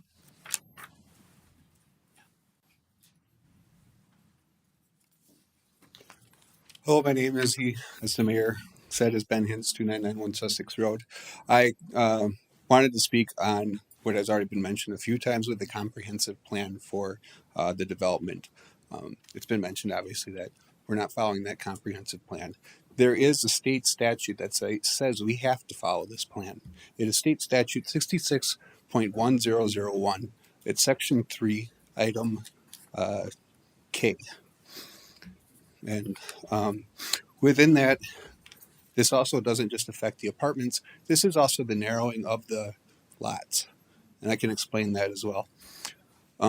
With the narrowing of lot widths, we're not following our 2022 smart growth plan. And this is also a form of spot zoning. The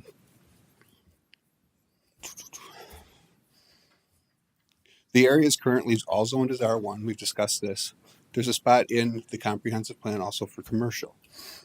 The apartments proposed would be R3. This would be a violation of our comprehensive plan, which again is R1.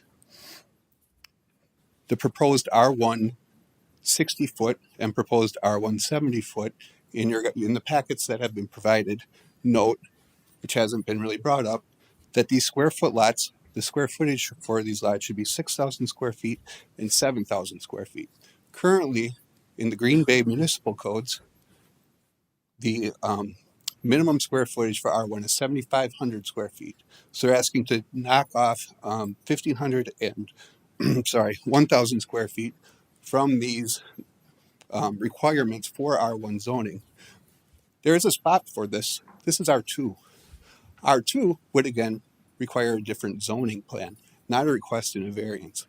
This also falls outside of our comprehensive plan. As I also mentioned, has to be followed under state code or state statutes. So we shouldn't really even be discussing this because we're going to be violating our state statutes if we do pass this. My wife also wanted me to discuss a couple things. Has there been a study on the housing? I know a gentleman last week at the planning and development meeting did bring up, and I'm hoping he brings up again, how many apartments are open in our local area. Has there truly been a study on that? Because he did have a lot of open apartments that he was able to find very locally, just calling around. So my wife wanted to say, has there truly been a study on that exact local area? I know the lady from the Realtor Association brought up a number of things with this housing study and everything. She does have a bias. She's a realtor. She wants to sell houses. She wants more houses on lots. So there's something to that as well. Everybody in here has an interest. And that's all I wanted to address. I mean, this R1, they're also kind of working an end around to get R2 in without calling it that. It's going to be a form of spot zoning that should be addressed, that this really is in violation of some of the state statutes that should be really looked at and considered before anybody would vote yes on this. Thanks for your testimony, sir. Any questions? All right, thank you. Next up is Marcus Rue, 3478 Fagerville Way.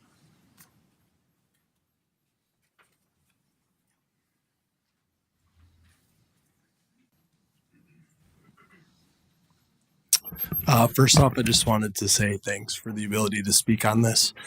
Um, so my wife and I have lived in the neighborhood for 6 years now. We love this neighborhood. We started a family here roughly 8 years ago. My wife and I started looking for homes. We were living in various apartments, both in Green Bay and outside of Green Bay for 3 or 4 years before that. And we wanted to find a place we could start a family. So we searched kind of all around the surrounding area, Howard Swamico, Ledgeview, Green Bay, looking for just a very specific neighborhood that we wanted to live in. So quiet, community-driven, residential, not really near downtown, not near commercial developments or apartment buildings. You know, we had been in that phase of life. We were looking to move out of that. And we wanted to find one with future zoning plans that aligned with those characteristics. So we found that in Red Smith. Fast forward 6 years now, and we were surrounded by many neighbors who moved before us or after us for those same exact reasons. So I think of like our immediate 3 neighbors. All of us have young kids, all moved from various parts of Green Bay because of impacts that I think are being proposed today. So one family moved from more downtown area. They wanted their kids away from, you know, small lots, heavy traffic, commercial developments. And then the other 2 moved into this area from homes in areas with rentals and apartments due to kind of increased traffic, noise, consistently changing neighbors, things like that. So I guess my question is, do we truly need apartments? On Friday, March 7th, I called 4 apartment complexes within 2.5 to 5 miles of Red Smith, and there were over 60 apartment vacancies. Add in the Bigelow apartment complex that's going up on East Mason. I believe they're scheduled to open in May, and through completion of that project will be another 202 units of apartments. Again, that's within 5 miles. So I guess that's a lot of apartments that I feel like are already available in our area. And the appeal of the neighborhood and why people moved into it is because it did not have those things. So why are we trying to change it? I guess would be my question. So that's all I have. Thank you. Thanks. Any questions? All right. Yeah, Alder Prophet. I just have a quick one. You mentioned that you had to live in an apartment yourself with your wife. Did you live near single family homes when you were in an apartment? No. So we lived in Crystal Lake apartment complex, which was a massive apartment complex. And then we actually lived on the Lexington one on Huron. So very close to where we live now. But they were big apartment complexes. Okay. And just a quick question. Did you find yourself to be a good neighbor when you were an apartment dweller? Did I find myself? Yeah. Yeah, I did. Okay. Were all my neighbors? No. So Fair. Just out of curiosity, since you had that experience as an apartment dweller. Yeah, Thank exactly. So we knew we didn't want to raise kids there or be around that. So that's why we chose to move out here, because it was zoned for R1. So we wouldn't have that. So Point taken. Thank you. Thanks. Anyone else? All right. Thanks, sir. That's exhausted the list of names that I have written down. If anybody has any sheets, feel free to bring them up here. Otherwise, just approach the podium, state your name and address, and you get 3 minutes. Good evening. My name is Jenna Reimer. I'm at 3335 Davies Avenue. And again, like last week, Tuesday, I didn't intend to speak, but I took a bunch of notes. I wanted to just kind of piggyback. My neighbor Marcus just spoke about a couple of things, and I wanted to just kind of share some stuff. First, lots of questions about experiences in apartments. I've lived in an apartment, a large complex. I've also lived in a duplex, densely duplex populated area. I've been a landlord also in a duplex populated area. One of the things that I guess I think about from a long-term perspective is people who come into an apartment, sometimes that's not by choice, right? I think that's what you've been getting at, right? You're looking at this as all of us are here. We live in single family homes, but all of us have worked to be here too, right? So we've all had our experiences and our journeys to get to where we are. We chose this area for a reason. I don't think it's a bad thing or something that is worth villainizing us over for wanting to be in a single family home area. So I just want to say that on behalf of everybody. We are really good people. We love our neighborhood, the area that we have, the people that are around us. None of us are opposed to more single family homes. It makes our neighborhood more lively, brings more kids. I have 4 kids myself. Jen's kids and I, our kids play together all the time. I feel like that's not the issue. It's when we moved here, we thought we were moving into an environment that was going to continue to grow based on what it already was. Another point that was made last time by Mr. Reimer was that the Cost family owns and manages these properties. I have a grandparent that developed a lot of properties in the area. None of the family is involved in any of that today. Only 40% of family businesses in general make it to the 2nd generation. 12% make it to the 3rd. 3 will go beyond the 4th, and that's from the Cornell School of Business. So that's an issue for me too. When we moved into our home that's over 30 years old, we breathe new life into it. We update it. We do things to make it better. I feel like, I know we updated and improved our property. I feel like we improved the neighborhood, the community, our neighbors' property values by caring and investing in that. Eventually, there may very likely come a time where the apartment property portion is not owned by the people who cared and developed it to begin with. And what does that do to the surrounding area? What does that do to the property values as well? I want to just kind of make a note to the open space, and we're doing this and that. Well, it's because it's wetlands. You have to. Like, a lot of it is not developable.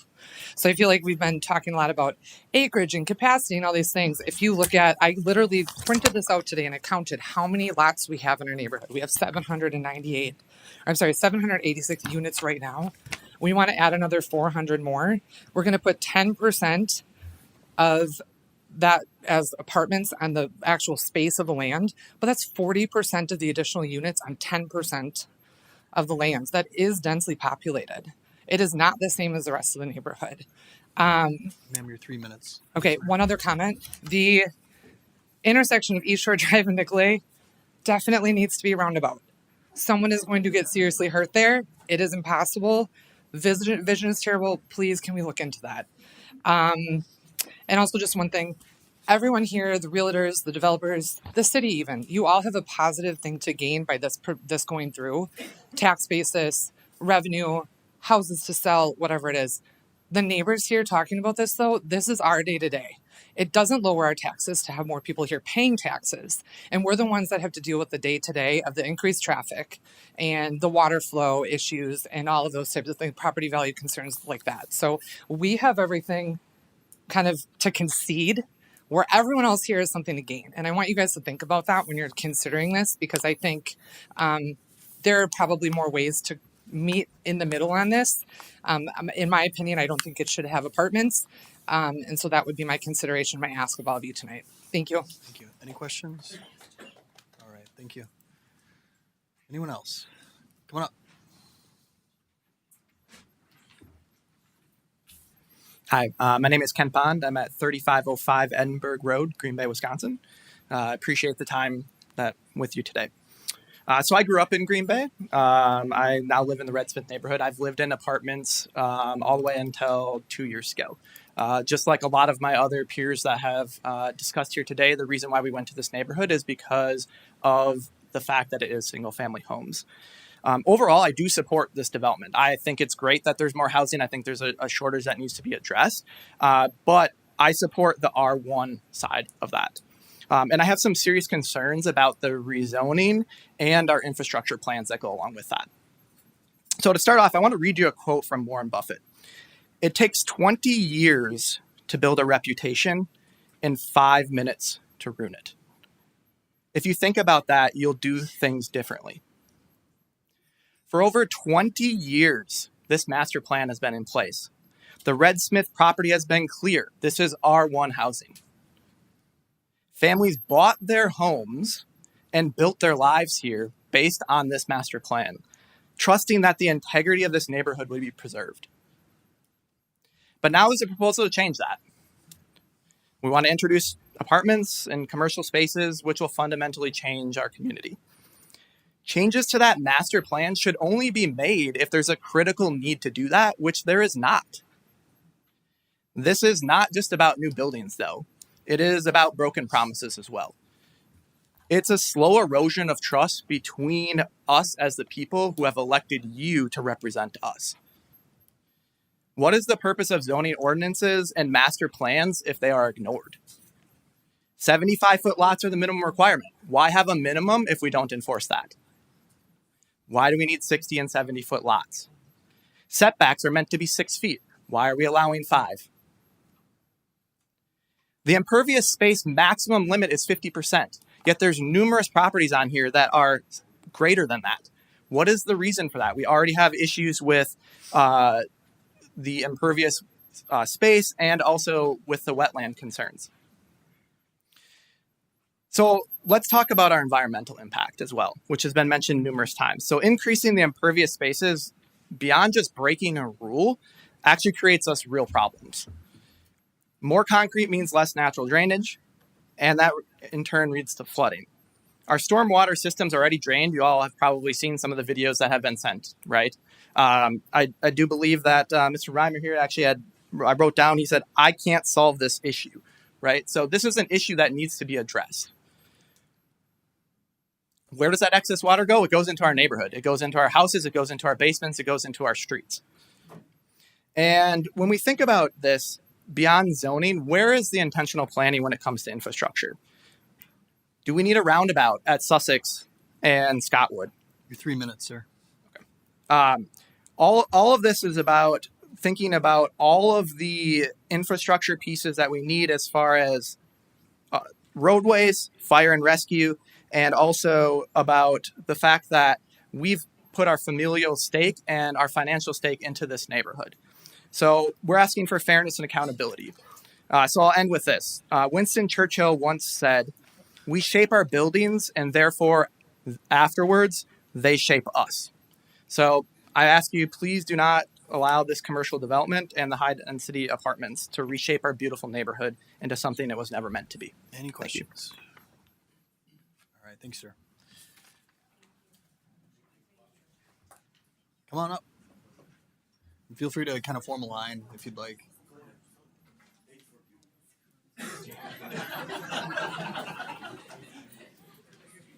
Somebody online. Okay.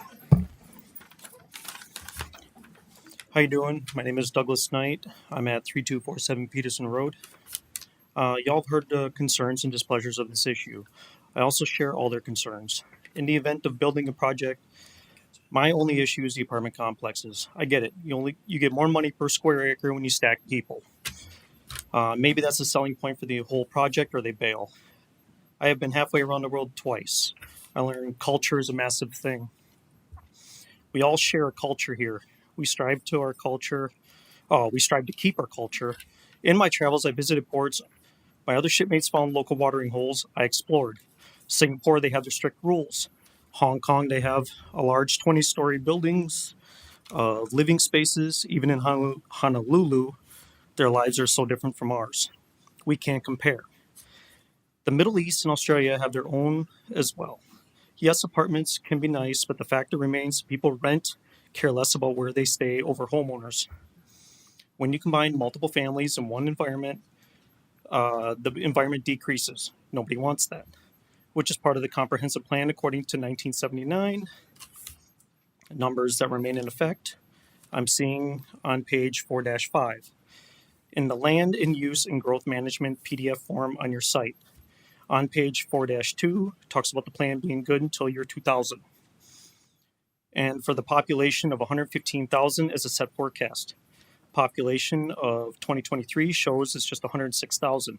We haven't met outside those parameters, and it's 25 years later.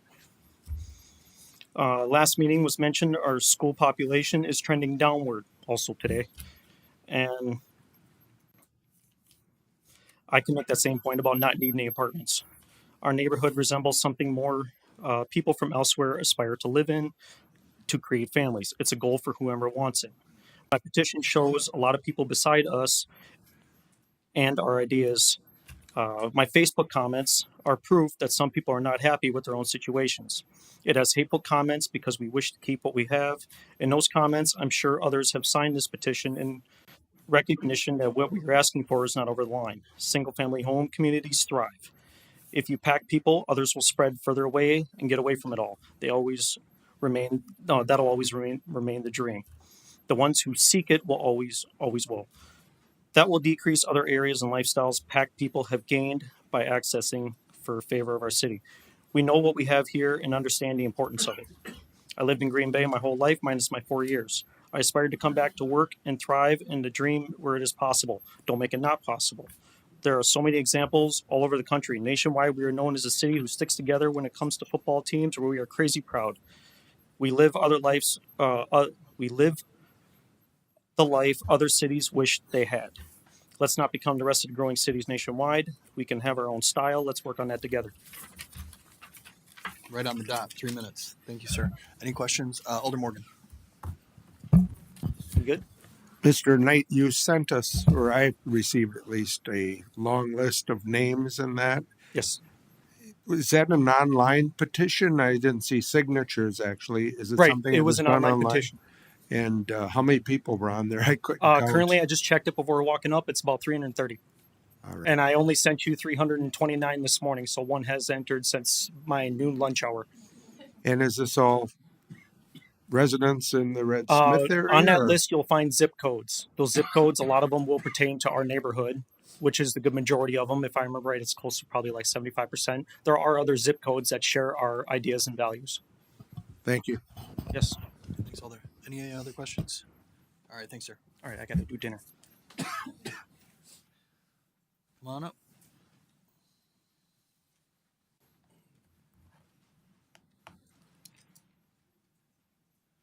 My name's Joe Bernardi. I live at 2625 Shore Ridge Court, and I'm against the apartments. Not in general, but in that area.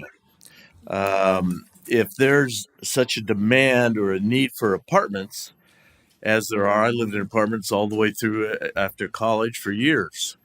And it's a point in life that you do till you get money to be able to afford a house. And a comment was made to me by one of the developers that the difference between rental costs and a mortgage dollar amount has narrowed significantly. And he said, so what's the difference? Well, the difference is if you buy a house, you have to come up with $60,000 down as a down payment. With an apartment, maybe $4,000. First, last month's rent and security deposit. After that, do they really care about the apartment? Some do. A lot don't. I've been in areas, apartments where the cops are called and my neighbors, because that's the way it is. Apartment complexes engender transients that come and go. It's typically a short-term deal. I don't know anybody that goes in at age 22 out of college and say, I'm going to be here for 50 years until I retire. There may be some. I've never heard of anybody doing that. They typically want to move into a house. I had a list of things here, piece by piece, and so much has been talked about different things. But getting back to an apartment and the way they live, you folks have all rented a car at some point, I assume, in your life. Do you really care about that car? If you go into a parking lot and you park next to somebody and somebody dings your door, do you care that that rental car has a ding in it? No.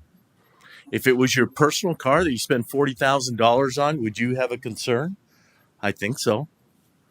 It happened to me with a brand new van I had, and I parked at the end of the parking lot, and a guy pulled next to me way out for who knows what reason, and I came out, and there's a frickin' ding in a brand new van.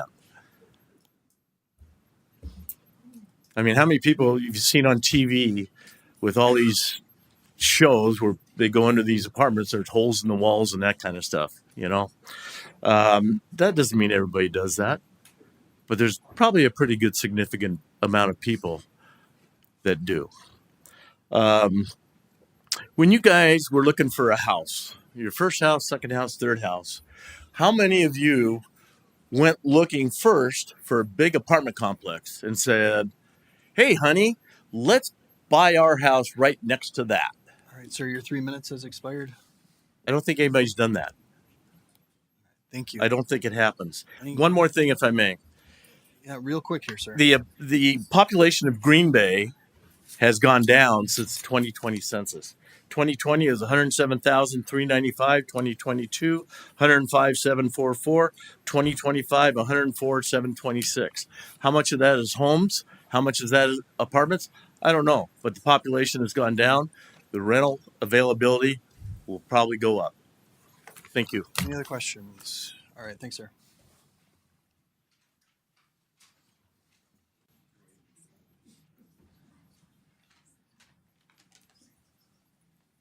My name is Marissa Taylor. I live at 3491 Scottwood Drive. I'm speaking on behalf of my husband, Kyle, my in-laws who live across the street on Sussex, and my entire neighborhood. We are here today to express our deep concerns with the proposed development of the multifamily homes and the commercial buildings in our area. Our home is located in the corner of Scottwood and Sussex, and we lived here for 6 years. We bought this house. We imagined raising a family here and making it our forever home. Now we are rethinking our dream to this drastic change that this development will bring. One of the biggest concern is my safety of my family. The traffic in this area is already overwhelming. Adding more homes and commercial buildings will only worsen the situation. It is even difficult to pull out of my driveway during peak hours. We've been told this project could take 8 to 10 years to complete. That's a decade of increased traffic and disruption to our neighborhood. I also worry about the impact of this development of our flooding. Our neighborhood has already experienced flooding in the past. We have a ditch and my basement floods. And like I said, I'm on the corner. So looking out of my house bedroom, I thought this would be our dream home. Right. Looking out, I have beagles that are outside, and we wanted this to be our forever home. Right. So now we have traffic for 8 to 10 years here. Really, that's a really big concern of my future family, our neighbors, and our community. Having all this construction for 8 to 10 years, that's a lot. Like I said, I can't even back out of my own driveway. My husband grew up in the neighborhood. One of the reasons we chose to buy our house here, right? In a quiet community, away from the commercial areas and the apartment complexes. We wanted a safe and peaceful environment to raise our future family and not interrupted by a large-scale development. I asked you to consider this by our entire neighborhood. We want to feel safe and secure in our place, and we don't want to see our community change in a way that jeopardizes our safety and well-being and the character of the area. Thank you for listening. Sorry, I'm not a good Any speaker. questions? All right, thanks for your Thank you. testimony.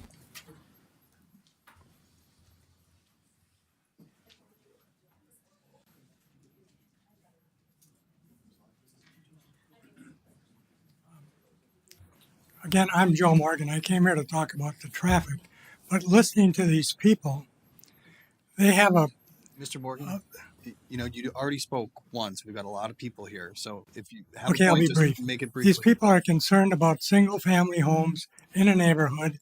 They're concerned about the apartments. Would the developer do the development without the apartments? Is that a necessary part of it?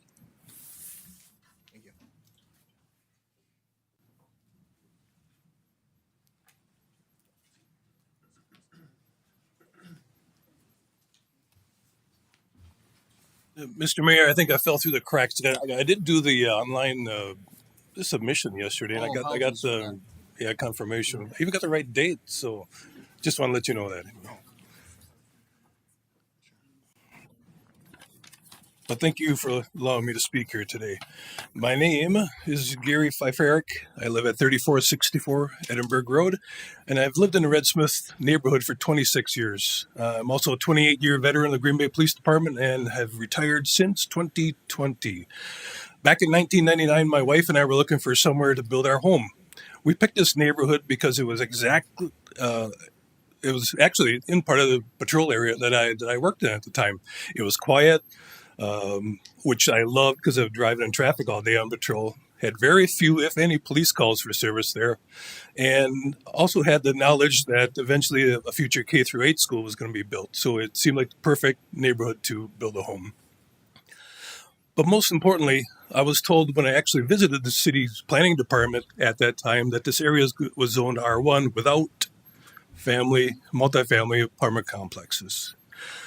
When the city's residency requirement for city employees was rescinded several years later, my family decided to stay. We didn't move to Denmark, De Pere, Howard, Swamigal, Bellevue, or Pulaski like so many of my coworkers did. We stayed.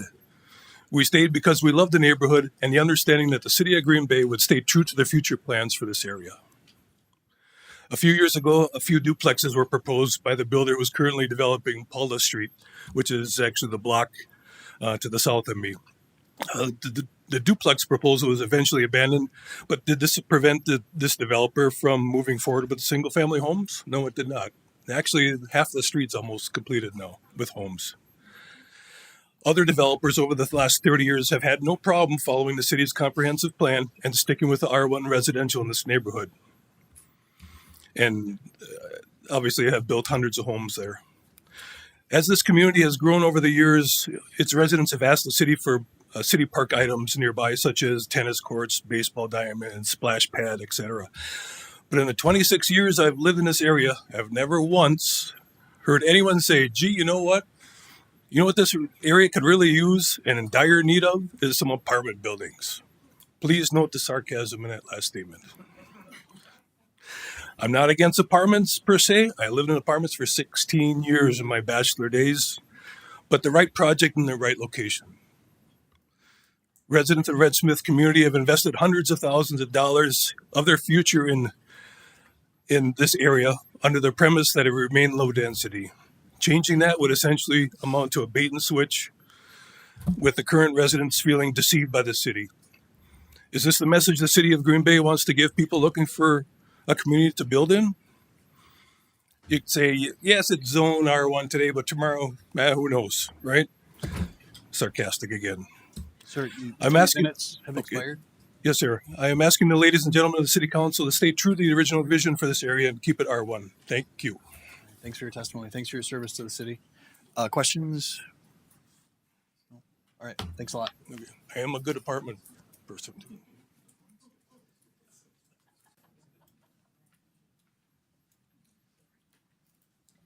Hi, my name is Jennifer Strohmeyer. I live at Durham and Davies in the neighborhood. I emailed all of the council members.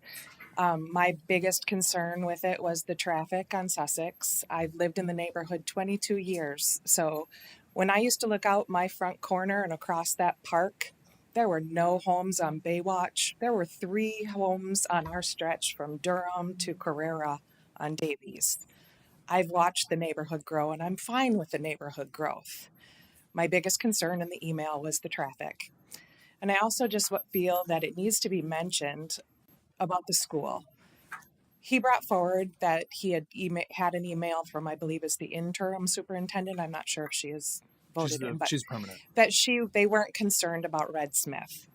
Okay, no one's mentioned Preble High School in this whole thing. All these apartments that have gone up on University Avenue that aren't in Red Smith that everybody's talking about are in the Preble district. I believe all the apartment buildings, even on Huron Road up by the Y, I think that's Preble School District. Let's talk about Preble, because I've had kids that are now in their 20s that have gone to Preble. It was overcrowded years ago, and this is only going to flood it more. So you can sugarcoat the Red Smith with the developer mentioning there's room. Okay, there's not room at Preble. I just feel it needed to be mentioned because nobody's mentioned the high school. Thanks. Any questions? All right. Thank you.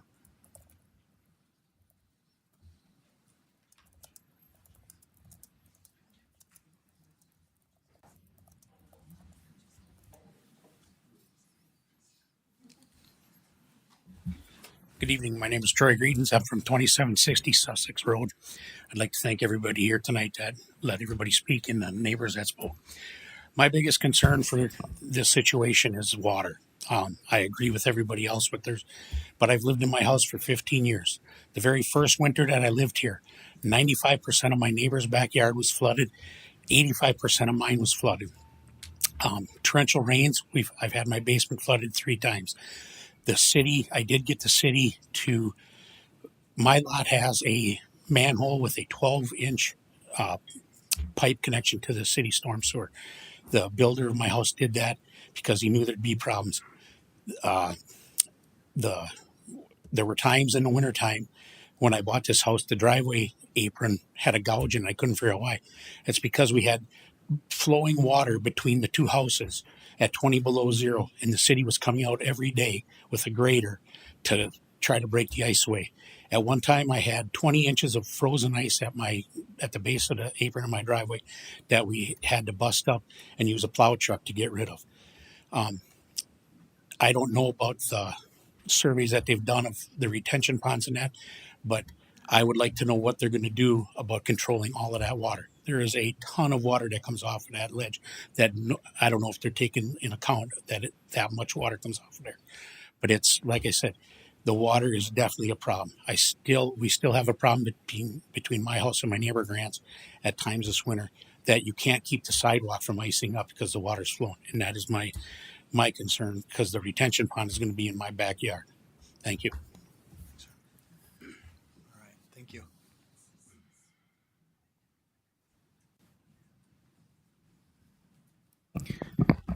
Good evening, Mr. Mayor, council members. My name is Tim Wentworth. I live at 3494 Edinburgh Road in Green Bay, very close to the intersection of Sussex. I again am speaking on behalf of hundreds of people, whether they're here tonight, whether they're online, whether they signed that petition. It was mentioned in the media last week that less than 20 people spoke at the Plan Commission meeting. Well, those less than 20 people are speaking on behalf of hundreds. Okay, I want to make that clear. I also want to make it clear that I believe that city government and county government need to work together to make things effective. Agree? Mayor Genrick, I'm sure you've worked with Executive Streckenbach on many things. So last Wednesday evening, I was on the phone for a good 45 minutes with Brown County Supervisor Ron Anzano. Ron doesn't have a vote in this, but he's very concerned for a couple of reasons. One of them is the issue with traffic, Scottwood Street, and also the water, because he has been dealing with tremendous water issues down along Nicolay over the course of the years and what has transpired. He got wind of this taking place in this development, and when I talked to him, he was on the phone leaving messages for Executive Streckenbach. He was going to call the county highway commissioner to possibly have an emergency meeting just in case this goes through. He's got some skin in the game because he lives down at the end of Van Lannen, very close. So what has been going on is only going to get worse if something like this goes in because of the water situation that is going on. And so I'm here to speak on behalf of coming to a compromise. I'm against multifamily, but can we come up with a compromise? Can we do something different? Is there anything that we can put out there from a TIF perspective? I don't know what it is. I'm just looking for some sort of a compromise that we do not have multifamily. The last other 2 quick points. It was mentioned at the Plan Commission meeting, not referred to as Scottwood, referred to as County I. Okay? County and city will need to work together on this. And I'm already hearing from one supervisor that is very concerned, very concerned. The second part of it involves the school.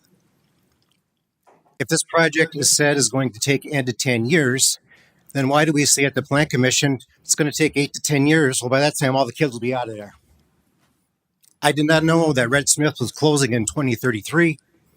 And I did not know that there's going to be a moratorium on families having any more kids. So your 3 minutes has expired. Mayor Genrick, thank you for the time. I also want to thank President Johnson for taking the time to speak with me today. Greatly appreciate it. Thank you, sir. Questions? All right, thank you. Anyone else?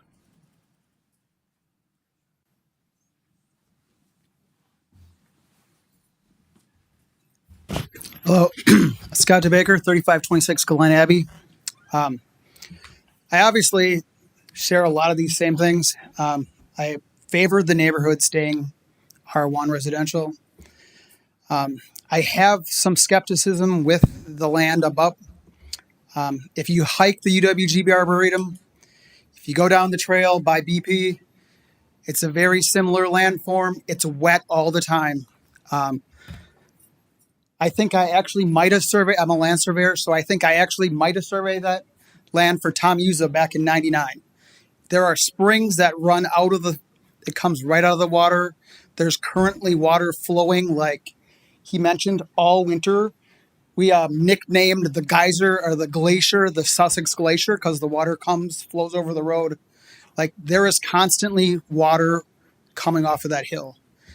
And I mean, we do have flooding issues and it affects a lot of people. Browns are not here. There's a lot of people. We have a really tight knit Facebook group. We put a request out. We got some videos, footage, we get a half-inch of rain and everything floods, the roads, people's basements. I don't know if it's soil or what exactly it is, but we need to do something. Like if any development, and I'm glad that you guys are actually working and talking about upsizing the ponds, because there was 3 events last year down at the our stormwater pond down there by Church Road where it overflows, and it's an insane amount of water that comes over that, and like that's 3 times last summer with pretty minimal rain events. So I don't know. I don't know what to do. Like we have traffic issues in the morning. So Weequahic School closed last year. I believe someone said it added 100 additional students. The drop-off line, my kids have been going to that school since 2013. The drop-off line this year is 30 times worse than it's ever been since I moved there in 2013. So if that only added 100 more students, I don't know what adding another 400 or whatever. And I question the capacity of the school because right now my Owen's in 3rd grade. His class has got 23 kids. So I'm not sure how many kids you can go in a class, but like where the capacity is at. But I don't really believe that there's that much room at that school. It's pretty busy. And it's exaggerated with the integration of Weequahic. So like I said, I really want the land developed. All of it. We got a bunch of vacant land, but I question why it sat as long as it did. And I know that there's wet problems up there. Like I said, if you hike at UWGB, they got an awesome arboretum. It's really wet up there, and there's constantly water flowing. In the middle of a drought, there's constantly water flowing. So also, I guess I need to add, I didn't know this when I moved there, but my sump pump runs nonstop, all the time, all day long. And I'm not up at the top. I'm on the bottom, right in the middle. So I don't know. That's just one more thing. And that's all I got. All right. Any questions? Great. Thanks, sir. Anyone else? Not seeing anyone online. Forgot about that one. Do we have somebody online who'd like to speak? Yes. Can you hear me? Yeah, just go ahead and state your name and address for us. Awesome. My name is Nate Jasperson. I'm at 3345 Davies Avenue. I am against the multifamily development, and I'm also against the variances, shrinking lot sizes, frontages, and setbacks. If you look at all the houses that are blocked off between Church to the north, Scottwood, Sussex, and Durham, you're looking at approximately 343 houses, 686 vehicles, 2 vehicles per house. I think is pretty reasonable. But all those houses have 5 points of entry and exit that they can choose from. Paula and Peterson, Davies where I live, 2 points on Sussex, and Durham as well. This development with 218 homes, 9 duplexes, and 160 apartments, you could be looking at almost this exact same amount of vehicles being utilized and only 2 points of entry, north and south end of Sussex only. My real concern has to do with the safety around the school. There are 98 lots, and looking at the map right now, the largest property set aside for multifamily, everything is exiting and entering right at the school, north on Baywatch and just south of Fagerville. That is an incredible amount of vehicles that are going to be going through and operating through there You go through and at any point during the summer, it is a very busy playground at all points, during the week. There are a lot of kids that are going through and congregating in that area, and you're going to be going through and adding an overwhelming amount of cars all in that one stretch. I know the road is a little bit wider than some of the others, but you go through and you put parent-teacher conferences and other events where people are parking on the side of the road. That road narrows up quite a bit, and I'm just concerned for the safety of the students, safety of the teachers that are volunteering right now to go through and watch out for cars and anything like that, drop off and pick up. I'm concerned about that. At the planning commission meeting, also there was talk about going through, like when you have a new development going up against an existing neighborhood, is to try to go through and maintain the appearance and the continuity and the feel of the existing neighborhood. Spending time going through and looking at the lots on the plot map, that same block of homes, the overwhelming majority of those homes and everything like that all have 80-foot frontages. There's a lot of them that are at 90-foot frontages and even up to 100 feet of frontage. This new development going down to 60 feet, I'm not really sure what kind of houses you can put on that. I know the developer sat there and said that there was the average number of lots per acre was pretty reasonable. That middle part of the development at the end of those cul-de-sacs are some very, very large, skinny lots, which I'm sure is kind of dropping that average down to make it seem a little bit more favorable. But a lot of those smaller units, I'm not sure what kind of cookie cutter houses you're going to be going through and putting on those things. And I don't feel it's going to fit in with the feel and appearance of the neighborhood that we currently have right now. All right. Your 3 minutes have expired, sir. All right. I appreciate it. Thank you for your time. Okay. Thanks for your testimony. Anyone else online who'd like to speak? All right. Anyone else in the room?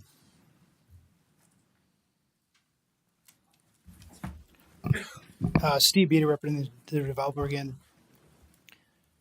Everybody keeps referring to the comprehensive plan. I just want to make one more point with the comprehensive plan. Number one, we're required to follow the comprehensive plan.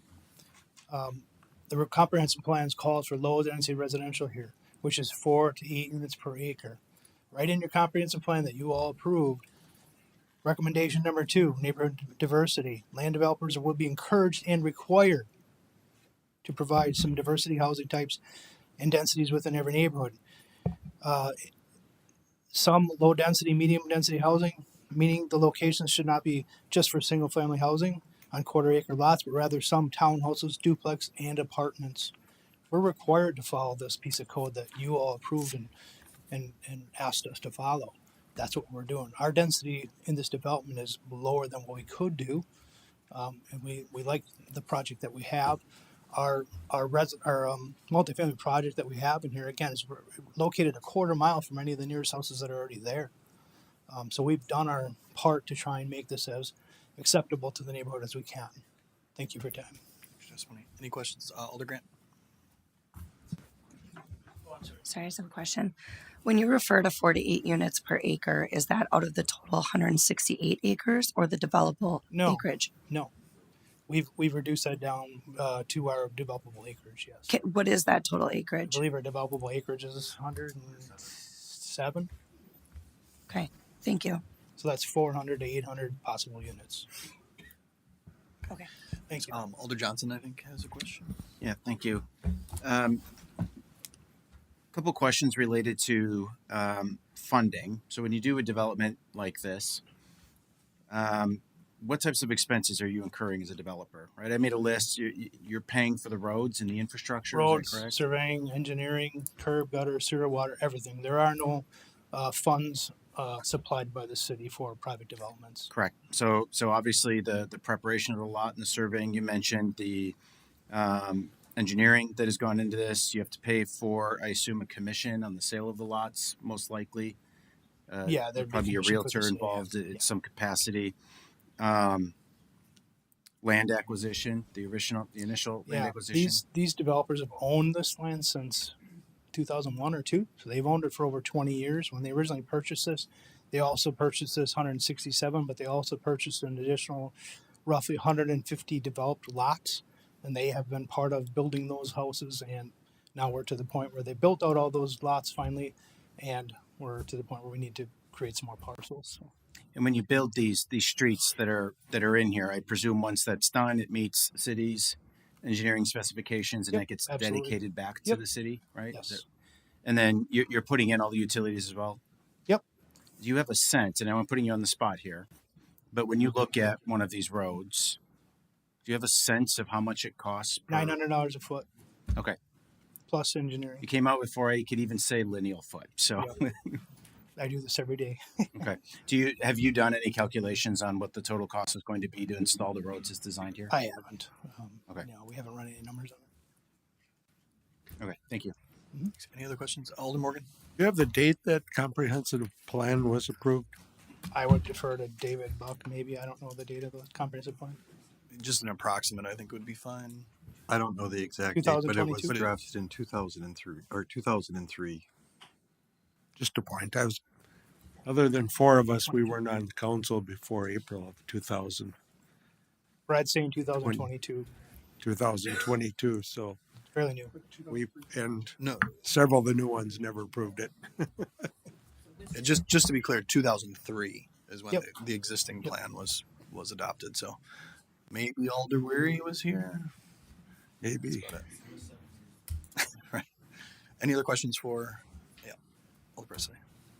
With the retention ponds, I mean, we've talked a lot about worries of the flooding. Is that, I mean, just broadly, is that likely to help or hurt the flooding issue?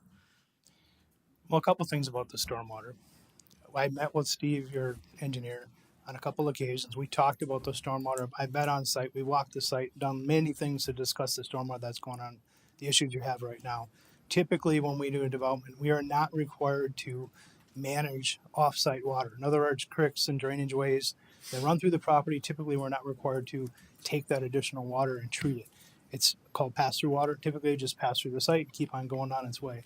In our meetings with the city, we know that there's issues. We've talked to the city to create some sort of a partnership to figure out a way to manage that water better. So when we do our pond, we're going to manage our streets, our driveways, our curb, gutter, rooftops. That all has to go into our stormwater management feature. In addition to that, we're going to probably look at taking the additional water that's causing some of these problems and routing it into our pond, which typically we don't have to do.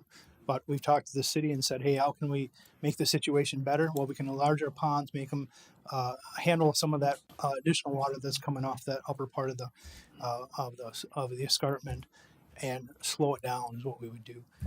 We can't allow any more stormwater to leave our site in a developed condition than it can in a post-development condition or pre-development condition. So in other words, the way it is right now, we can't let any more water leave the site than what it does when we're done building it. But in this case, the developers, we've talked to the city, we're willing to help and try and figure out a way to make the land available to enlarge the ponds or do something to slow that down, make it better. So, in other words, in the worst case, it will be the same as it is without that development. In the best case, it will be better in terms of flooding. Correct. Okay. Thank you. Any other questions? Thank you. Thank you. Anyone else? All right, doesn't look like anyone else would like to speak. Entertain a motion.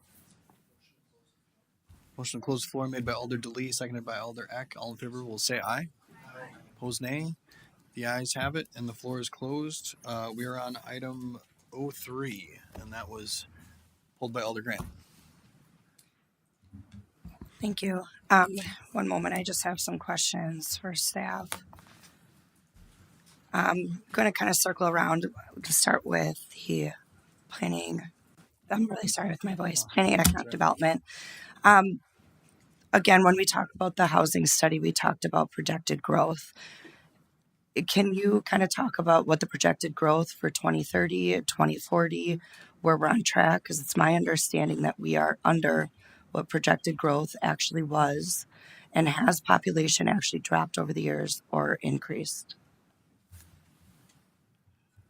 So population for Green Bay has gone up slightly. More so in Brown County, the population has increased. We have our housing gaps that were listed in this housing study was done in 20.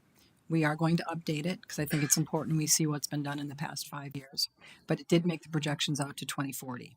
So the projections for the study for 2040 was that we were going to need another 3,300 to 7,400 rental units, varying in affordability, with the most need being at the lower end and the higher end for apartments. And then we also need more owner-occupied units as well. So those were both projected to be needs going forward into 2040, an increase in basically all rental units and all housing units. Okay, so again, though, those numbers were based off of what type of growth, population-wise? I think just what the population was at the time that we did the study in 20. Isn't there a percentage, though, of estimated growth that we're expecting to see with those numbers? I'm sorry, I'd have to look that up in here. Okay, not a problem. I can Right away. come back to that. Speaking of growth, can you give us any information on business growth, job growth in the area? I think the study, talked about Green Bay actually increasing economically, doing a good job in job creation and whatnot, but I don't think they got into too much business. Okay. More in the housing study. When you talk about amending the growth plan, is that, in what way do you want to amend it? Is that due to the numbers not necessarily matching up to where we're at, or updating as far as the developments we've seen come before us? The housing study you're talking about, Yes. updating the housing study. I think it's just important to see how not only Green Bay, but the surrounding areas have increased in our housing stock. I know we've done some increases, but we're not at the point that we need to be yet. You can tell that by just our discussions. We've talked with the realtors, the home builders, our nonprofits, our developers, who are all telling us that their vacancy rates are at a point where they need to build more housing. I think you'd mentioned there were 300 units you had online. I mean, we've got over, I think, 34,000 rental units. So that's not a whole lot of rental unit availability, which you can tell when basically the landlords have the ability to raise those rents and keep those rents high. When there's more units, then it becomes more of a renter market where they have the rents come down a little bit and there's more capacity. Okay. And I apologize for putting you on the spot, but in the last year, as a council, do you know how many units we've approved with developments? I know we did the luxury apartments, which were over 300. We just did the first reading on East Mason, which are over 100, so that's about 500 units we just did in the last few months. Do you know what we did within the last year? Yeah, we'll look it up. We just did a presentation, I think, where we had that count. So we'll look that up for you. Okay. 'Cause We've had a number of units come online. Yep, I was just kind of curious, like last year, 2 years. I know we just did Bay City Lofts, the ones on Huron, Kosmowski's. So I just wanted to see where we were keeping on track with that. Now, I'm only familiar with one subdivision that's really come forward, and that was Garrett Bader's in Melinda's district. Mm-hmm. Other than that, I mean, how many subdivisions have we had come forward in the last year or two? That was it, probably, right? Yeah, very few subdivisions, but we've had a lot of Or single-family homes, right, a lot of apologize. certified survey maps that have broken off lots. Those are going to be 4 or 5 at a time. A plat of survey is going to be, as many as you need. So we haven't had a lot of plats, but we've had at least half a dozen to a dozen certified survey maps every year. They're generally in infill areas, so you don't see them as large. Might be a 5-acre site or a 10-acre site. They just do small land divisions. I can't tell you the exact number. Again, we don't have this information just sitting here in front of me, but probably about a half a dozen to a dozen a year. As far as large scale plats, we have not received in a lot of years a large scale plat in the city of Green Bay. We Okay, don't so a lot do you have of- any estimate of single or two-family dwellings that we've seen come forward or be built in the last year? Not off the top of my head, no. Okay. Speaker spoke about, Director Bungart, sorry, switching to you, violation of state statutes. Can you kind of elaborate on that? Sure. So state statutes do provide that cities are supposed to be consistent. Zoning changes and the like have to be consistent. Hold on, I'm trying to pull it up right now. It lists certain zoning ordinances, various types. that need to be consistent with the comp plan. So that's correct. Okay. Um, to kind of, I apologize, switch back to, um, sorry, Mr. Buck and Rainier Wig. When a speaker, or sorry, when the developer spoke about the comprehensive plan, stating that we would have mixed use, is that realistically throughout the city, or what are the requirements when it's talking about having single, two family and apartments? Let's say a developer's coming forward with 3 acres and they can't fit all 3 uses on that property. Is that definition truly what we mean by as a city as a whole? Well, I guess I can comment in the comprehensive plan, and I mean this is the comprehensive plan. It's a large document, right? It is updated every year, so don't think that at 2003 that's nobody's touched it since then. It gets updated, but I guess what I wanted to point out in the comprehensive plan, there's probably I don't know how many goals, maybe 100 goals. There are 3 goals specifically dedicated to mix of housing types in the city of Green Bay. There are 6 objectives and 7 action items to do so. I'm not going to read all of them, but they're in the smart growth section, they're in the land use planning section, the housing diversity and design section. But the one that I think the developer had mentioned was the district plans, and District 6 is the district where Red Smith and this property is located. And I'll just read some of it. As they had mentioned, land developers will be encouraged and required to provide diversity of housing types and densities within every neighborhood. Talks about the figure, which is the future land use map, shows broad areas of low and medium density housing, meaning those locations should not just be single family housing on quarter acre lots, but rather include townhomes, duplexes, and apartments. There's objectives under the housing policy. Housing diversity is objective 2. Encourage a broad range of housing types and price levels in order to bring people of diverse ages, races, incomes, and abilities into daily interactions, strengthening personal and civic bonds essential to the community. Recommendation 5, the city should facilitate and encourage the construction of a variety of housing types, such as townhouses, row houses, apartments, live-work units, etc., to provide alternatives to only single-family detached housing. And then the last one I'll just throw out here is housing density. Encourage appropriate increases in housing density and establish new or developing neighborhoods, discouraging the over-concentration of high-density dwellings in any specific area. Policy recommendation 4, plan developments and design. Consider the use of cluster housing and plan developments to conserve open space, environmentally sensitive areas or valuable areas in keeping with natural resources plan, and provide an adequate supply of sites for higher density housing in desirable locations to meet current and future demand. So I guess the point that I'm trying to make here, somebody had said we're not following our comprehensive plan. Every zoning action that comes through the city, comes through the plan commission, first gets directed at that comprehensive plan. Stress at how important that is. It is an ordinance that is adopted by the city. So when you talk about 4 to 8 units per acre, that's true, but look at the other objective. That's what's on the map.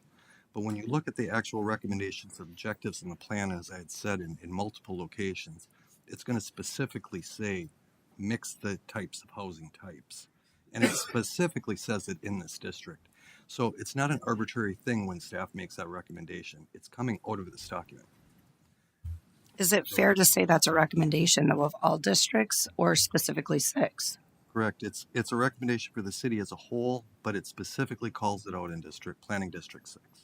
So when it states that but has an acreage noted as R1, is that suggesting a mix throughout the district, not specific to this development or this plot of land? Sure. Well, zoning and land use are different things. So land use is sort of think of it as the vision and the goal. I want to buy a house, right? Zoning is the action and how you get to that house. Got to get a job, got to start saving 10%. So the planning and the comprehensive plan says this is what we want to see. This is our objective, this is our goal.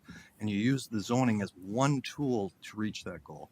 Capital improvement program, where you budget your money, where you're going to put in roads also can go to that goal. Anything, the regular city budget, that is designed to meet those goals and objectives. So it is an overall city objective. However, it is specifically called out in District 6 because of the lack of diversity of housing types. Okay, thank you. Can I wanted to, we found out the answer. So we've worked on about 350 units through development agreements that came online, occupied, but we've probably done about 600 units through development agreements. Some are under construction now. So we've had a number of units that we've been working with. And the other thing I wanted to add was, you know, when you look at the city as a whole, right, we have some areas where at one point it was thought that all the multifamily should go into one area. And when you think about that, and I think about neighborhoods like Imperial Lane or the Western neighborhood that have some challenges with the number of rental units they have all in one spot. That's one of the reasons why we're trying to diversify this. I think we've learned that that's really not a good way to plan out a city. It's to just put all the multifamily in one area. So we try to put that in every part of our developments. A smaller portion of multifamily, duplexes, singles. We try to mix that up. Just kind of looking at experience. Are amenities offered ever thought about that though? Because if you think of our area, it's an island. Every restaurant, gas station, grocery store is not in walking distance. It's really a unique area. So when you talk about that, should amenities and someone talked about commuting time, businesses, jobs, there's really not much out there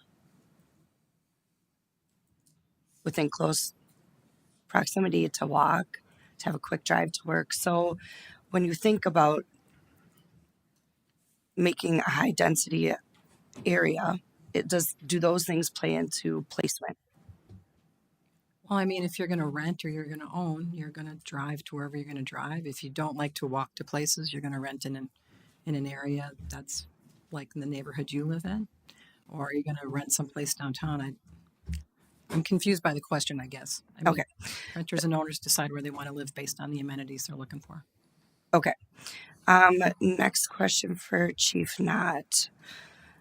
With the private driveway being 24 feet, do you have any issues with emergency services getting to those units?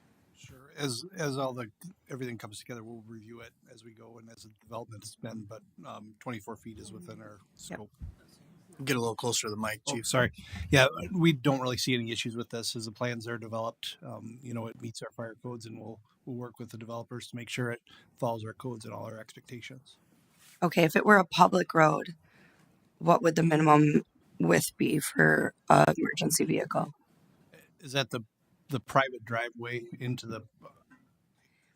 It's projected or it's planned to be private right now, but any public road, like a general public road in a new development, what as a fire chief would you like to see for your emergency vehicles as widths of those roads?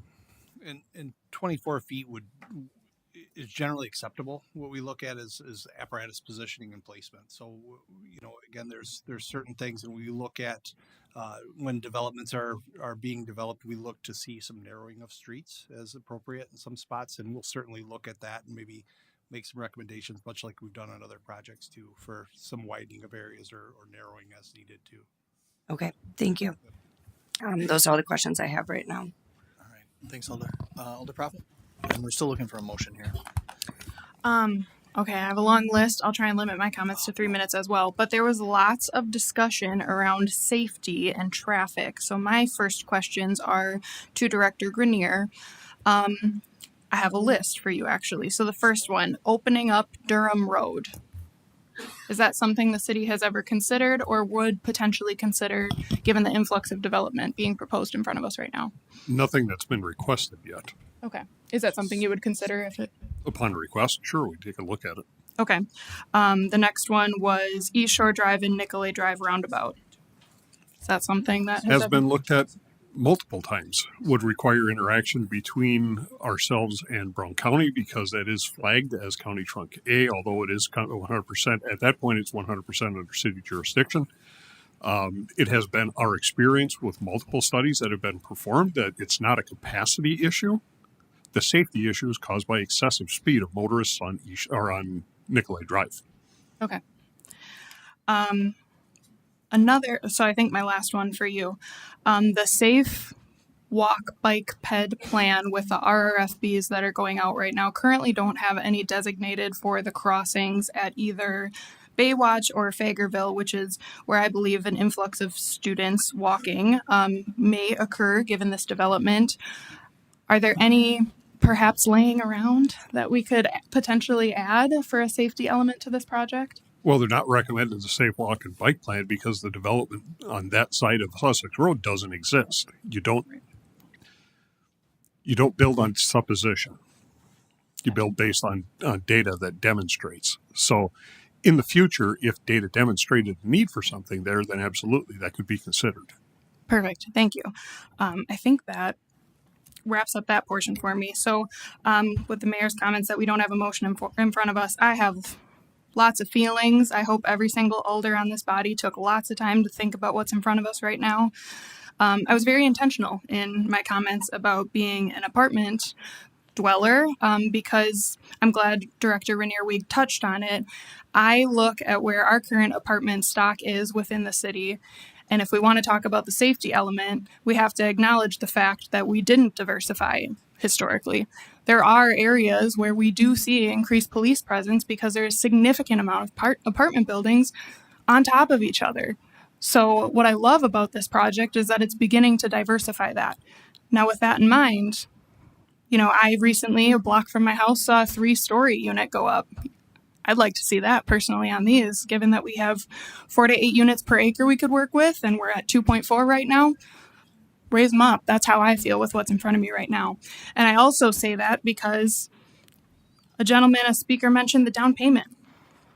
I spent my time on Ridgeway Drive. For those who haven't seen Ridgeway Drive in De Pere, there are 3 100 unit-ish, 3-story apartment buildings set very similarly to what's proposed in front of us today. There are highly valued single-family homes in De Pere right across the street on these dead-end streets. And I would not have left that had we not been given a $15,000 gift for our down payment from my husband's grandma. I'd still be living in that apartment building. Doesn't mean I care less about my neighbors. In fact, with my time on Green Bay Neighborhoods, I've seen an apartment dweller become a president of his neighborhood association, and he served that position well. So the fact that someone said, the difference between apartment dwellers and homeowners right now, $60,000 for a down payment. I have to speak for those in my generation who just don't have a grandma who's going to step in with $15,000 and put that down payment down. There are other types of families in our community that deserve to live in a nice neighborhood too. They maybe don't want to live in apartment upon apartment. They want to be in that rich housing stock, diversified housing stock.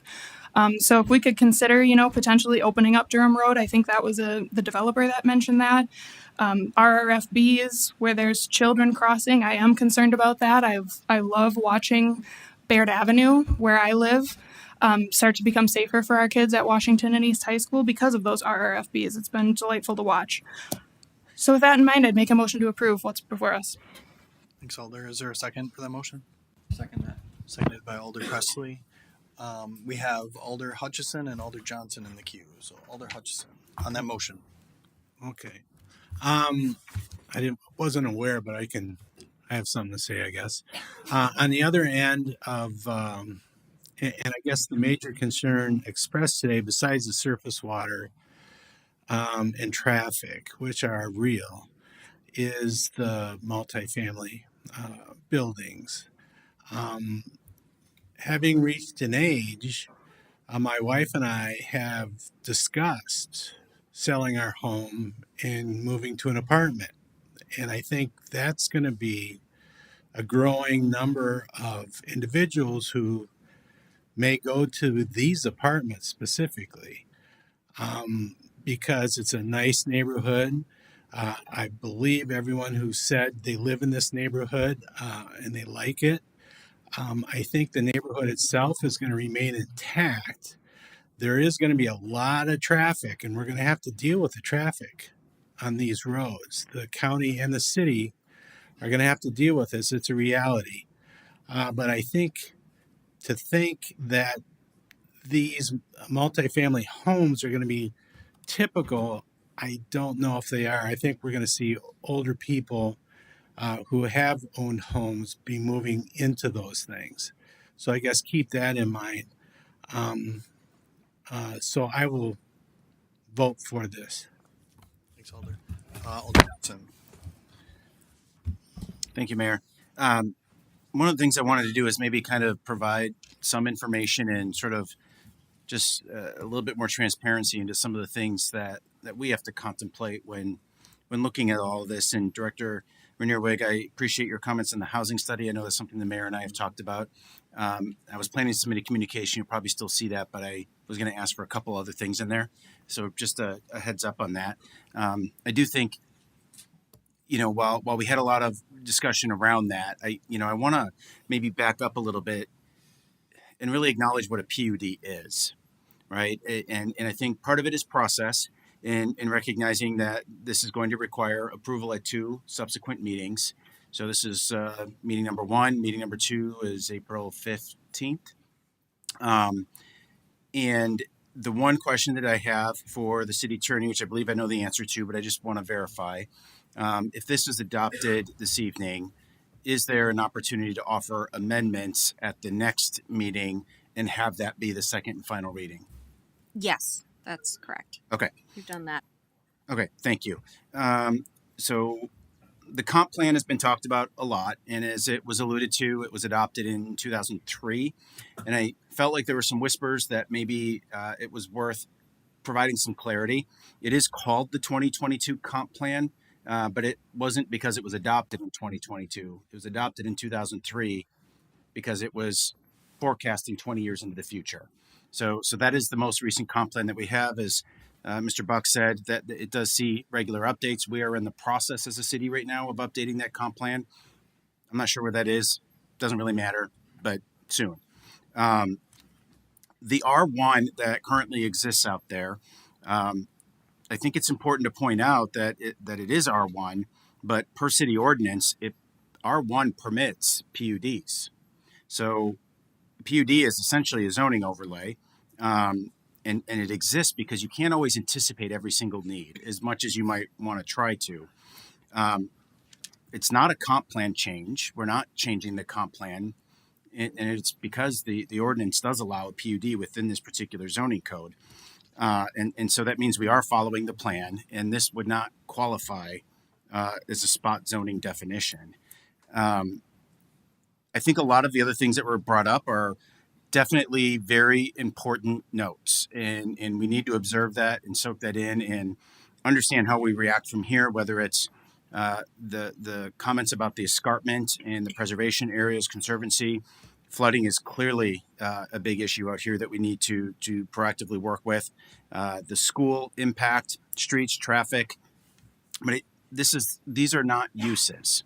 And so when I go back to the PUD, what are we voting on tonight? It's a PUD, and that's the use.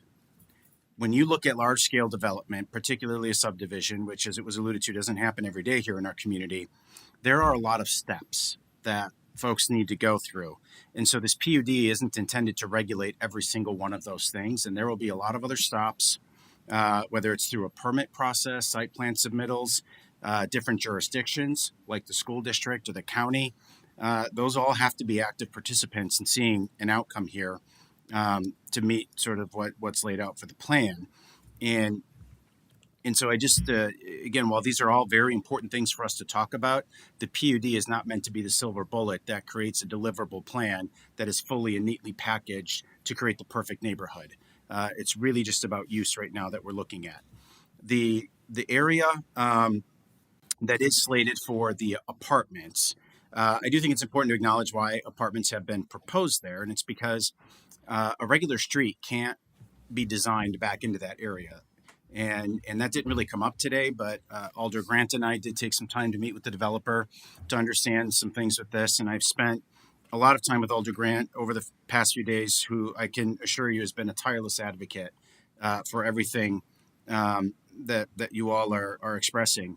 The because a street can't go in there, the private drive is the way that you can make it buildable. If you put in a single family home or a twin dominium or something of that nature, state law is going to require that the developer then has to form an HOA. And whereas in apartments don't have that requirement because they are singularly owned by that developer. And they're not in the HOA business, which is why they don't prefer to go that path. I don't envy having to be presented with that type of decision. I know a lot of folks would not go that path, but I at least wanted to provide some clarity around why this is sort of set up and proposed the way that it is versus the private drive. And then the 7 to 10 year is the development path. That's not a light switch impact, right? This stuff will happen over time. And so I think that before the first, backhoe hits the ground, in theory, there's a lot of time to do a lot of this other planning and then react as things progress. And while there's been a lot of great suggestions, it's important to acknowledge in the state of Wisconsin, property owner rights exist. And so we might want that property owner to do something, but there's not a way for us to compel, right? So I love the idea of a trail along the escarpment. I would hope that we could talk to the developers about implementing that, but the state of Wisconsin doesn't allow us to compel that. So it is important, again, to recognize that there are rights. And what's nice about the PUD, and I know a number of you that have emailed me and I shared this, I don't think it's a good idea to just reject the PUD. If there's a piece within that PUD you don't like, let's talk about that. And I think, to me, the overwhelming theme that I'm hearing is the multifamily investment, but the PUD also provides other ways for us to regulate certain things, which is why I wouldn't just outright reject the PUD, because I don't think you'd want to get rid of those other things. And density being one of them. There were a few other items that were contained in there that I think are pretty favorable to this area. And so the other piece that it brought up that I think is worth addressing is the demonstrating the critical need and why the PUD is needed. And I asked the question around finances because I think that's important. It is really expensive to do subdivisions, and a developer can obviously put up a whole lot of money to do all of those things that were talked about. Retention ponds was another one that we didn't mention, but I added to my list here. And it can be a great deal of risk, which is why many developers, or I should say the city of Green Bay, hasn't seen many developers that have proposed subdivisions because of the level of risk that comes along with these. The amount that you make on the sale of a lot can be relatively, it's fixed, right? Once the lot's sold, it's gone. Whereas the return on investment, or the cap rate that you would generate on an apartment, provides a more long-term funding mechanism, and then it can help stabilize the overall cost of what it takes to redevelop a subdivision. So I appreciate, again, the financial necessity of that. If we reject the PUD, one of two things is going to happen. One is the developer will continue to leave the land sit. And based on conversations I've had with folks, and even what we've heard in testimony today, I don't think anyone's advocating for that, right? It's just the type of growth there. So I don't know that we want to see this land sit. Well, if you reject the PUD, that's a possibility. The other possibility is that they would develop it with a higher level of density without some of the other guardrails that currently exist in the PUD. And even then, I'm not sure if they would be able to generate the rate of return that they need because of some of the wetlands that exist in that area. So I think it's really important to understand, again, a lot of the dynamics that go into these decisions and why these things are designed the way that they are. And I suspect, as we've seen many times here in front of council, every time a new development's proposed or subdivision, there are always folks that are impacted. And I take that very seriously. I think it is so critically important that we listen to that, make modifications and changes. Even I think about some of the folks that live in that area right now. I wasn't around when that happened, but I'm sure, right, that wasn't an easy process at the time either. And so, as I mentioned, and right now, based on the motion, I'm going to be very open to any amendments that are made today. I'm going to favor support of this PUD, recognizing that we have almost a month to continue to work with the developer on some alternatives. I already had some conversations with them, and I'm not committing them to anything or promising anything, but I appreciate the fact that they were very receptive to the conversation. The problem is we were trying to do this at the 11th hour because as members of city council, we just received this documentation when it was presented to Plan Commission. So we haven't had as much time to react to it. It's partly why you have two readings. And so I'm going to continue those conversations. But the reason I don't want to say no to the vote, because it would be easy to say, I'm going to say no to the motion because I don't want the multifamily, but then you end up without a PUD, right? And then you're back at ground one and in a worse position. If you vote yes to the motion, you have the PUD, but you preserve the ability to amend it. And that is a more favorable position for us as a body if you want to see something changed or a different outcome at the next meeting. I hope all that makes sense. But those are some of the thoughts that I wanted to share, I guess, to kind of right set expectations, but where we go from here. Thanks, Alder. Alder Grant, then Alder Morgan. Thank you. First, just a really quick question, Attorney Bungart. If I were to motion to hold, would we have to vote on her motion first, or would a hold supersede that? A motion to hold it to interrupt the motion to approve.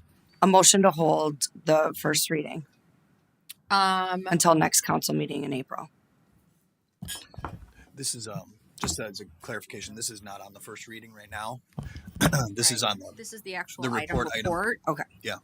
So a motion to hold. Right now we have a motion to approve the item as per the report. A motion to hold would interrupt, so we would have to take a vote on that if that motion got Okay. seconded and got put on the floor. Okay, then I want a motion to hold until the April council meeting for a few reasons. Do you want me to wait to No, go see if for that gets a second? Is there a second for the motion? Seconded. Go ahead. Okay. Few reasons. We had a room full of residents and not a single one supported it. There are options like TID options where we can help with some of the costs and still preserve the voices of the residents. We are elected officials. We are here for democracy to listen to our residents. I think we owe them the due diligence of taking some time, working with the developer, working with our city staff to see if there are other financial options. When you do a development, it is pretty permanent. I haven't seen apartment complexes come down and get changed to single family homes because we said as a city, oops, we have too many apartments. We don't own these apartments. I don't think we can ignore the voices of the residents by saying we looked for this area for a certain reason. I don't think it's fair to pass judgment on their choices of where they chose to live. In our neighborhood, we have teachers, firefighters, retired police officer that spoke tonight. We even have city staff in our neighborhood. They made those choices to live in that unique neighborhood where some people look at a house out there and have said, I don't want to live way out there. Where others sought that type of neighborhood out because it was different. It fit in that chapter of their life. And the residents in this room, many have said, they chose to invest in Green Bay versus Howard or De Pere. To dismiss their voices is poor on our end. So I personally would like to see some more time with the developers. Like Alder Johnson said, we have been communicating with them. They have been very receptive to communication. I think we need more time. And I don't want to give this perception to the people in this room that we're going to ignore it and now up the density and literally dismiss everything they just said. Thanks, Alder Morgan and Presley. This thing is something that's quite conflicting for almost all of us. I never realized when we started in this position as aldermen how we would affect people. Every time we do a vote, the majority, we're going to have some happy people, but we're going to have some very unhappy people. I myself like the idea of trying to get more apartments and stuff. I'm pushing a big complex in my district between Walmart and the Kroc Center that I'm hoping we'll get through in a few years. I'm hoping I'm still here doing it. And I've lived in apartments. I actually did live out in Davies out there in, I think it was 1975, and it was much different. I used to go outside, walk down my driveway, and look to my right, and there was a cornfield 50 feet away. So it's changed, and I respect that these people bought this area. When we're working on these apartments, someone mentioned to me the trickle-down effect. if we get this new our subdivision done with all our units out there, we're hoping that some people will move in there and there'll be other apartments available for other people that couldn't afford a different one. Personally, my family, I have 4 children. They struggle to find houses. I have a daughter right now would love to have a house.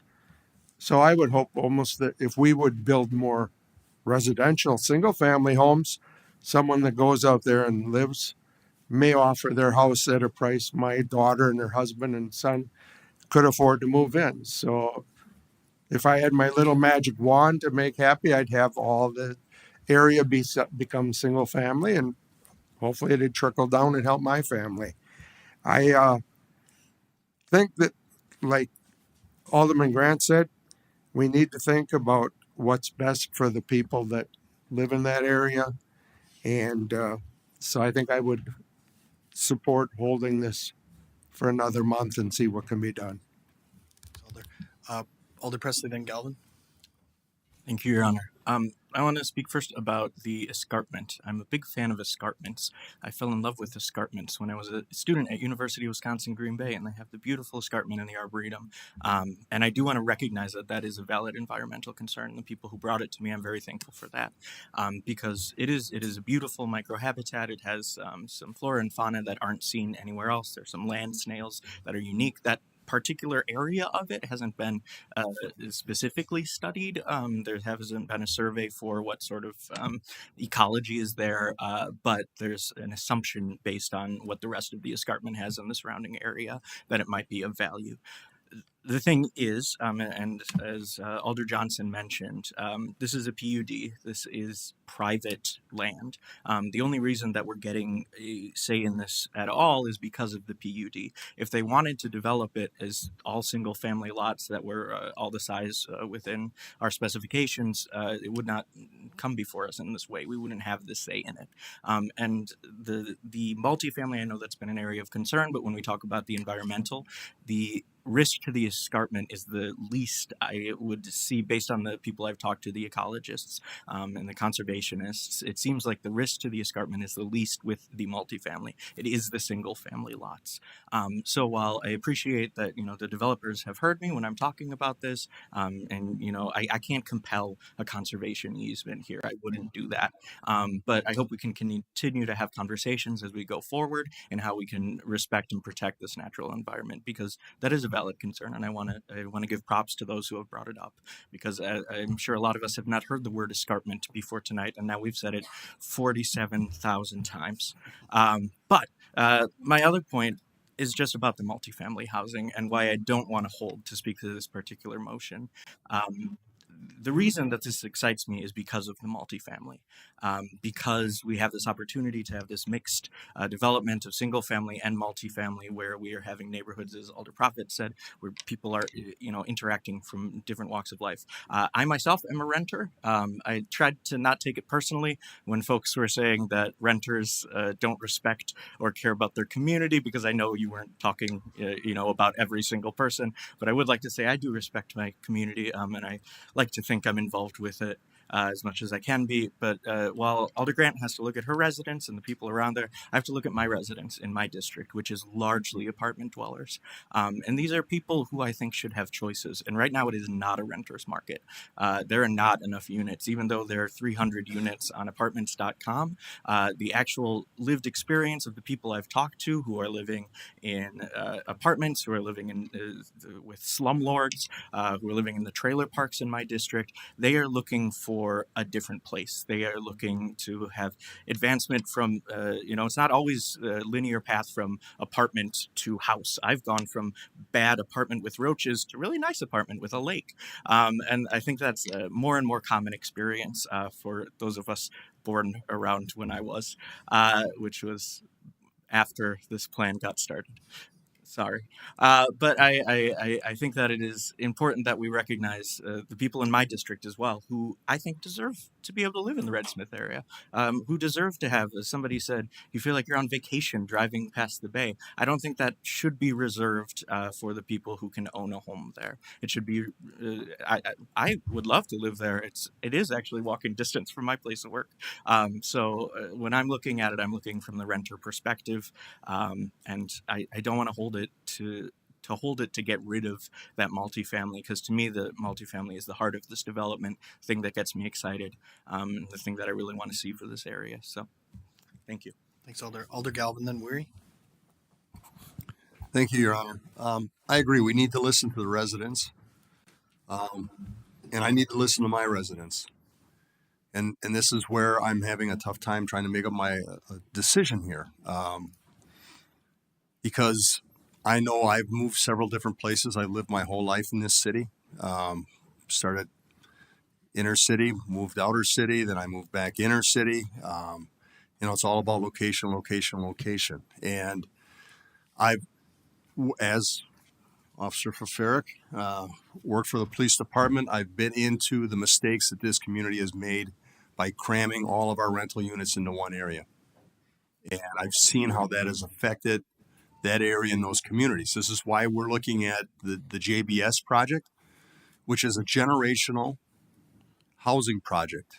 Young families that have been established, and then as those children move away, they have the ability to stay in that same neighborhood, but in different types of housing that fits their needs. I've been out in De Pere and Ledgeview, and I've seen some of their developments where they have duplexes and single-family homes and apartment buildings all intermixed. They do traffic calming. They don't have straight streets. They've got them set up so that people drive responsibly because they have to. And I've seen what we're capable of. So I understand their concerns. There's certainly reasons for that. At the same time, I also understand the concerns when I talk to residents in my area who are looking to buy a home, and they put in a bid and people come in and they outbid them by $10,000, $15,000, and they're putting down cash. And I mean, people are so desperate for homes. So people can say there's all this stuff available out there. Well, I'm not sure what's happening, but I talk to plenty of people that are having a very tough time being able to afford a home, or even now to afford an apartment. And I've seen the apartment rates where I live. There's several duplexes have gone through the roof, and it's becoming more and more complicated. I know that, like Alder Johnson said, they've been talking to the developers. The developers, I think, have been very forthright and transparent. I think there's a lot of things we could look at as a city to alleviate some of these issues that they're talking about, traffic calming, water, some of those issues that the city could get involved with the developers. Like I said, I'm not sure where to go with this just yet. I haven't made up my mind, but I just wanted to express my feelings. Thank you. Thanks, Alder. Weary the neck. Thank you, Mr. Mayor.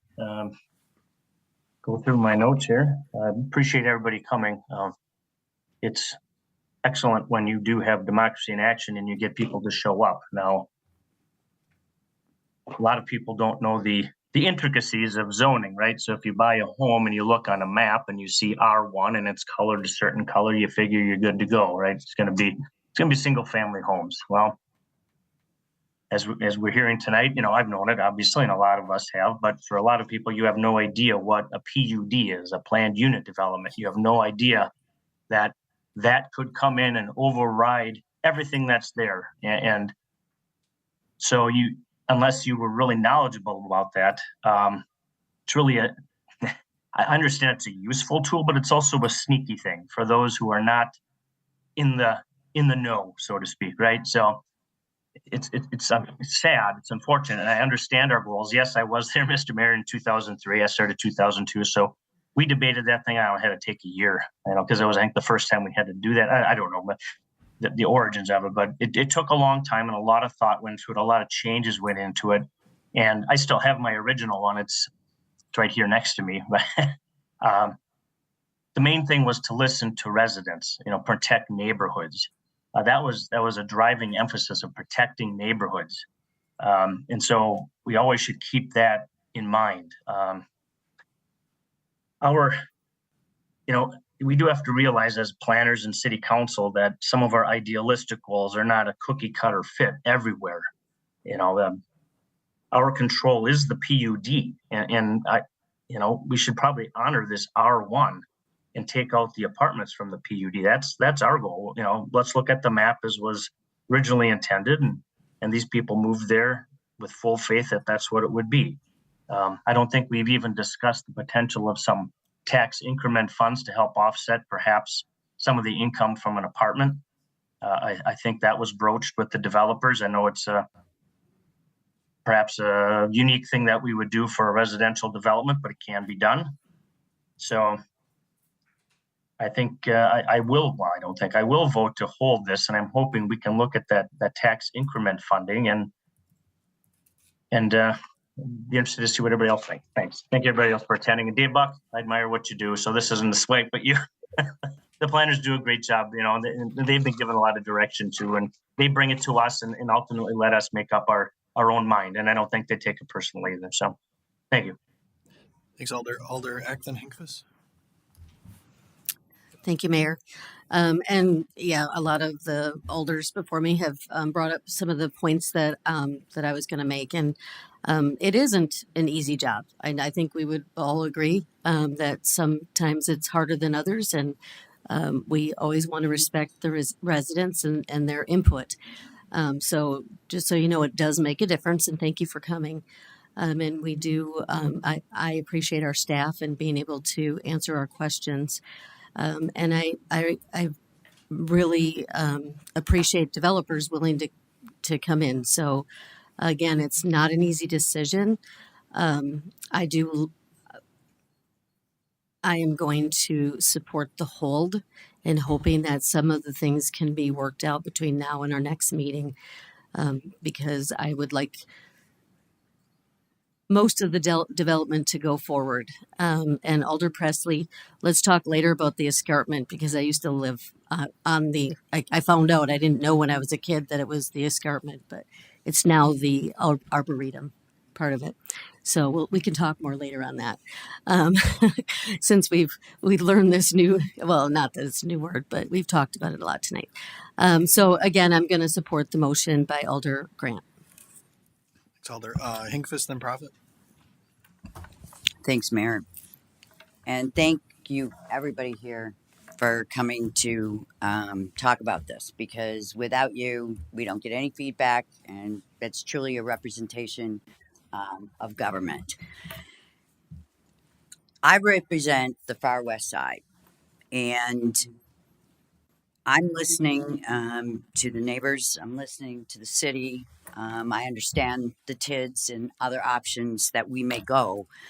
But I've also been on the redevelopment authority now for the last 7 years. And one of the things that we are learning and we're running across is the development in 2003 is a lot different than it is today, because as the baby boomers get older, we don't want to live downtown.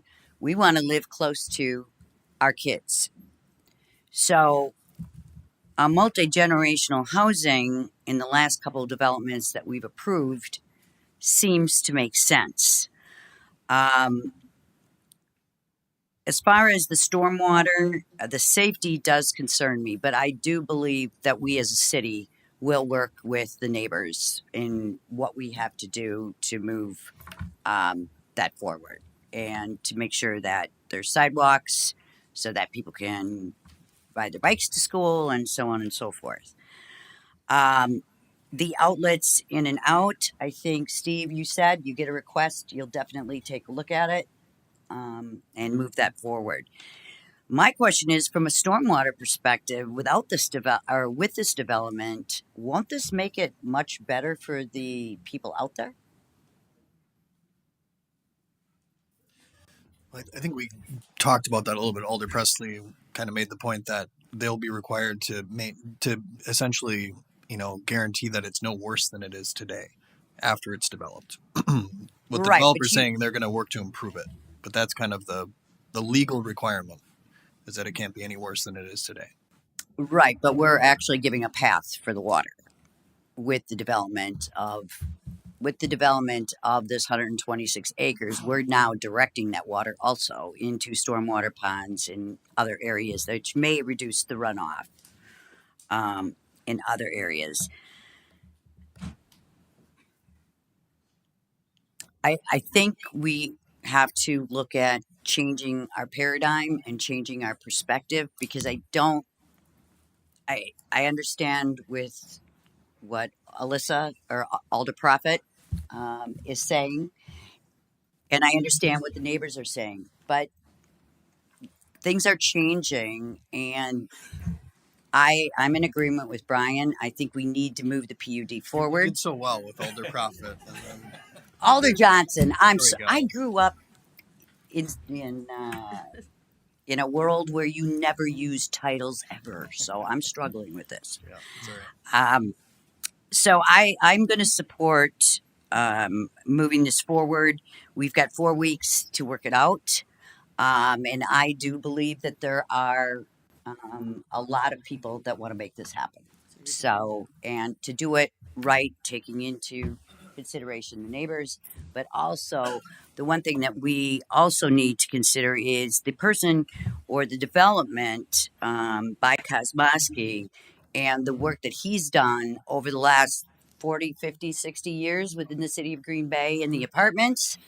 They are well managed and they have people on site. So I'm going to support moving it forward, but then also see what we can do within the next 30 days. Thanks, Alder. Alder Prophet, then Johnson. There's 2 more. So I want to talk about the hold. We're on the plan commission right now, so I think if we were to entertain a hold, this is not the appropriate place to do it. I think if we were to entertain a hold, it should be under U1, our zoning ordinance in relation to this action. So I'm going to put that out there. Secondly, we talked about 500 Day Street again tonight. We pushed that through the first reading, and now for a second time, we've held that yet again. So we're in unique waters in which we have an election. Get out and vote, everyone, on April 1st. In-person voting started today in the clerk's office. Get out and vote, but that delays our schedule for council. So if we were to push this forward tonight, not only do we have a significant time frame within there, but there's also the possibility you could sit down and hold that second reading. I think it's inappropriate to do it not only in the plan commission item, but I would not be in favor of doing it with the first reading. And here's why. Financial need of the developer. We have a developer in front of us right now not asking for a TID to put on the burden of the taxpayers of the rest of the city. So when you want to talk about who this is all impacting and the districts that we represent, it's more than just that one neighborhood right now if we're going to come back to the table with TIF.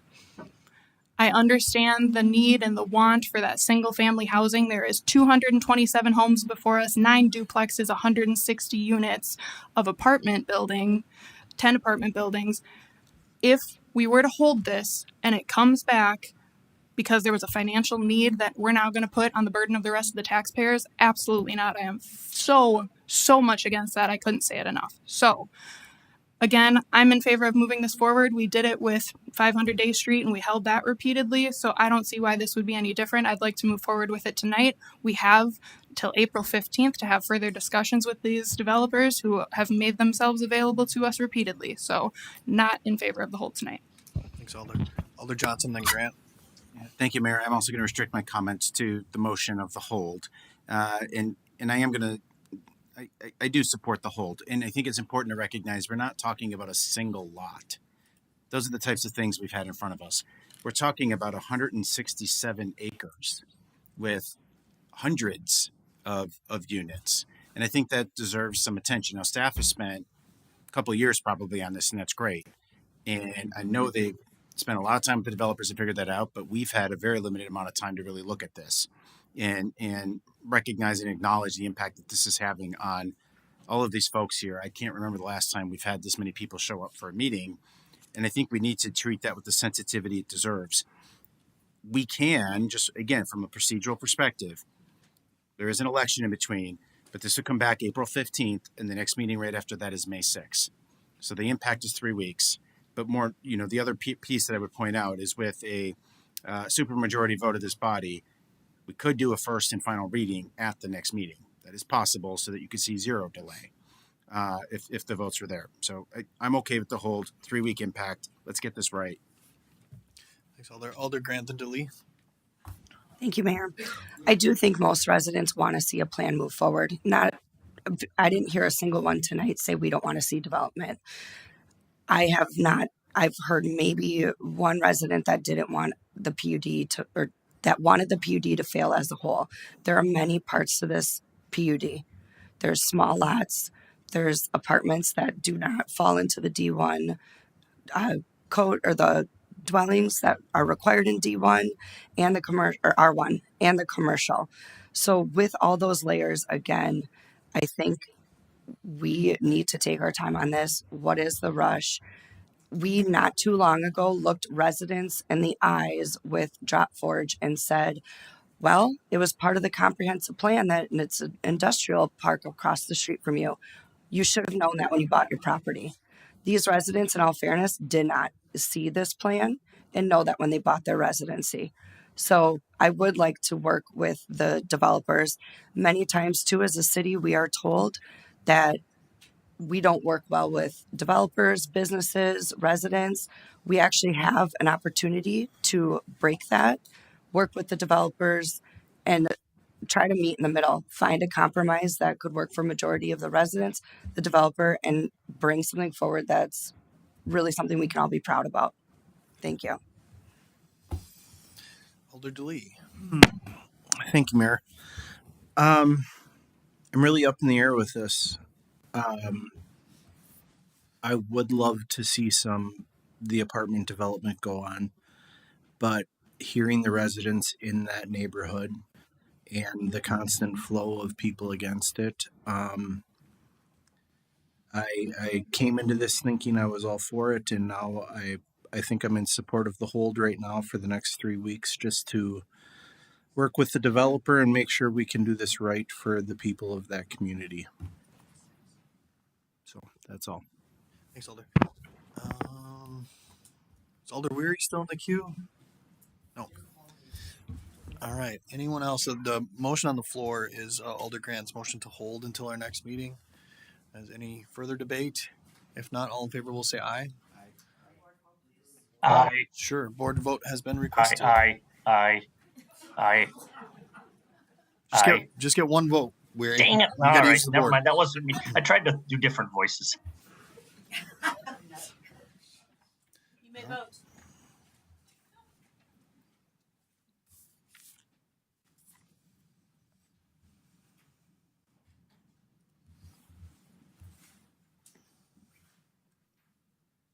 All right, that motion passes 7-5.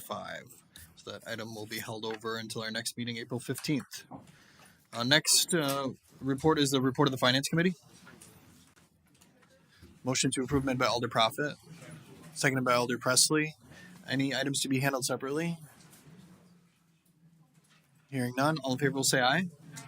Opposed, nay. The ayes have it, and the report is approved. On to the report of the Park Committee. Motion to approve made by Alder Profit, seconded by Alder DeLee. Items here to be handled separately? Hearing none, all in favor will say aye. Opposed, nay. The ayes have it. That report has been approved. Personnel. Motion to approve made by Alder Presley, seconded by Alder Profit. Any discussion? Seeing none, all in favor will say aye. Opposed, nay. The ayes have it. That report has been approved. A couple informational reports, building report and municipal court report included in your packet. Onto resolutions. Alder Profit makes a motion to suspend the rules, take up these items with one roll call vote. Is there a second for that? Seconded by Alder Hinkvis. Discussion. Seeing none, all in favor say aye. Opposed, nay. The ayes have it. The rules are suspended. Motion to adopt made by Alder Profit, seconded by Alder DeLee. Discussion here. If not, we'll use the board.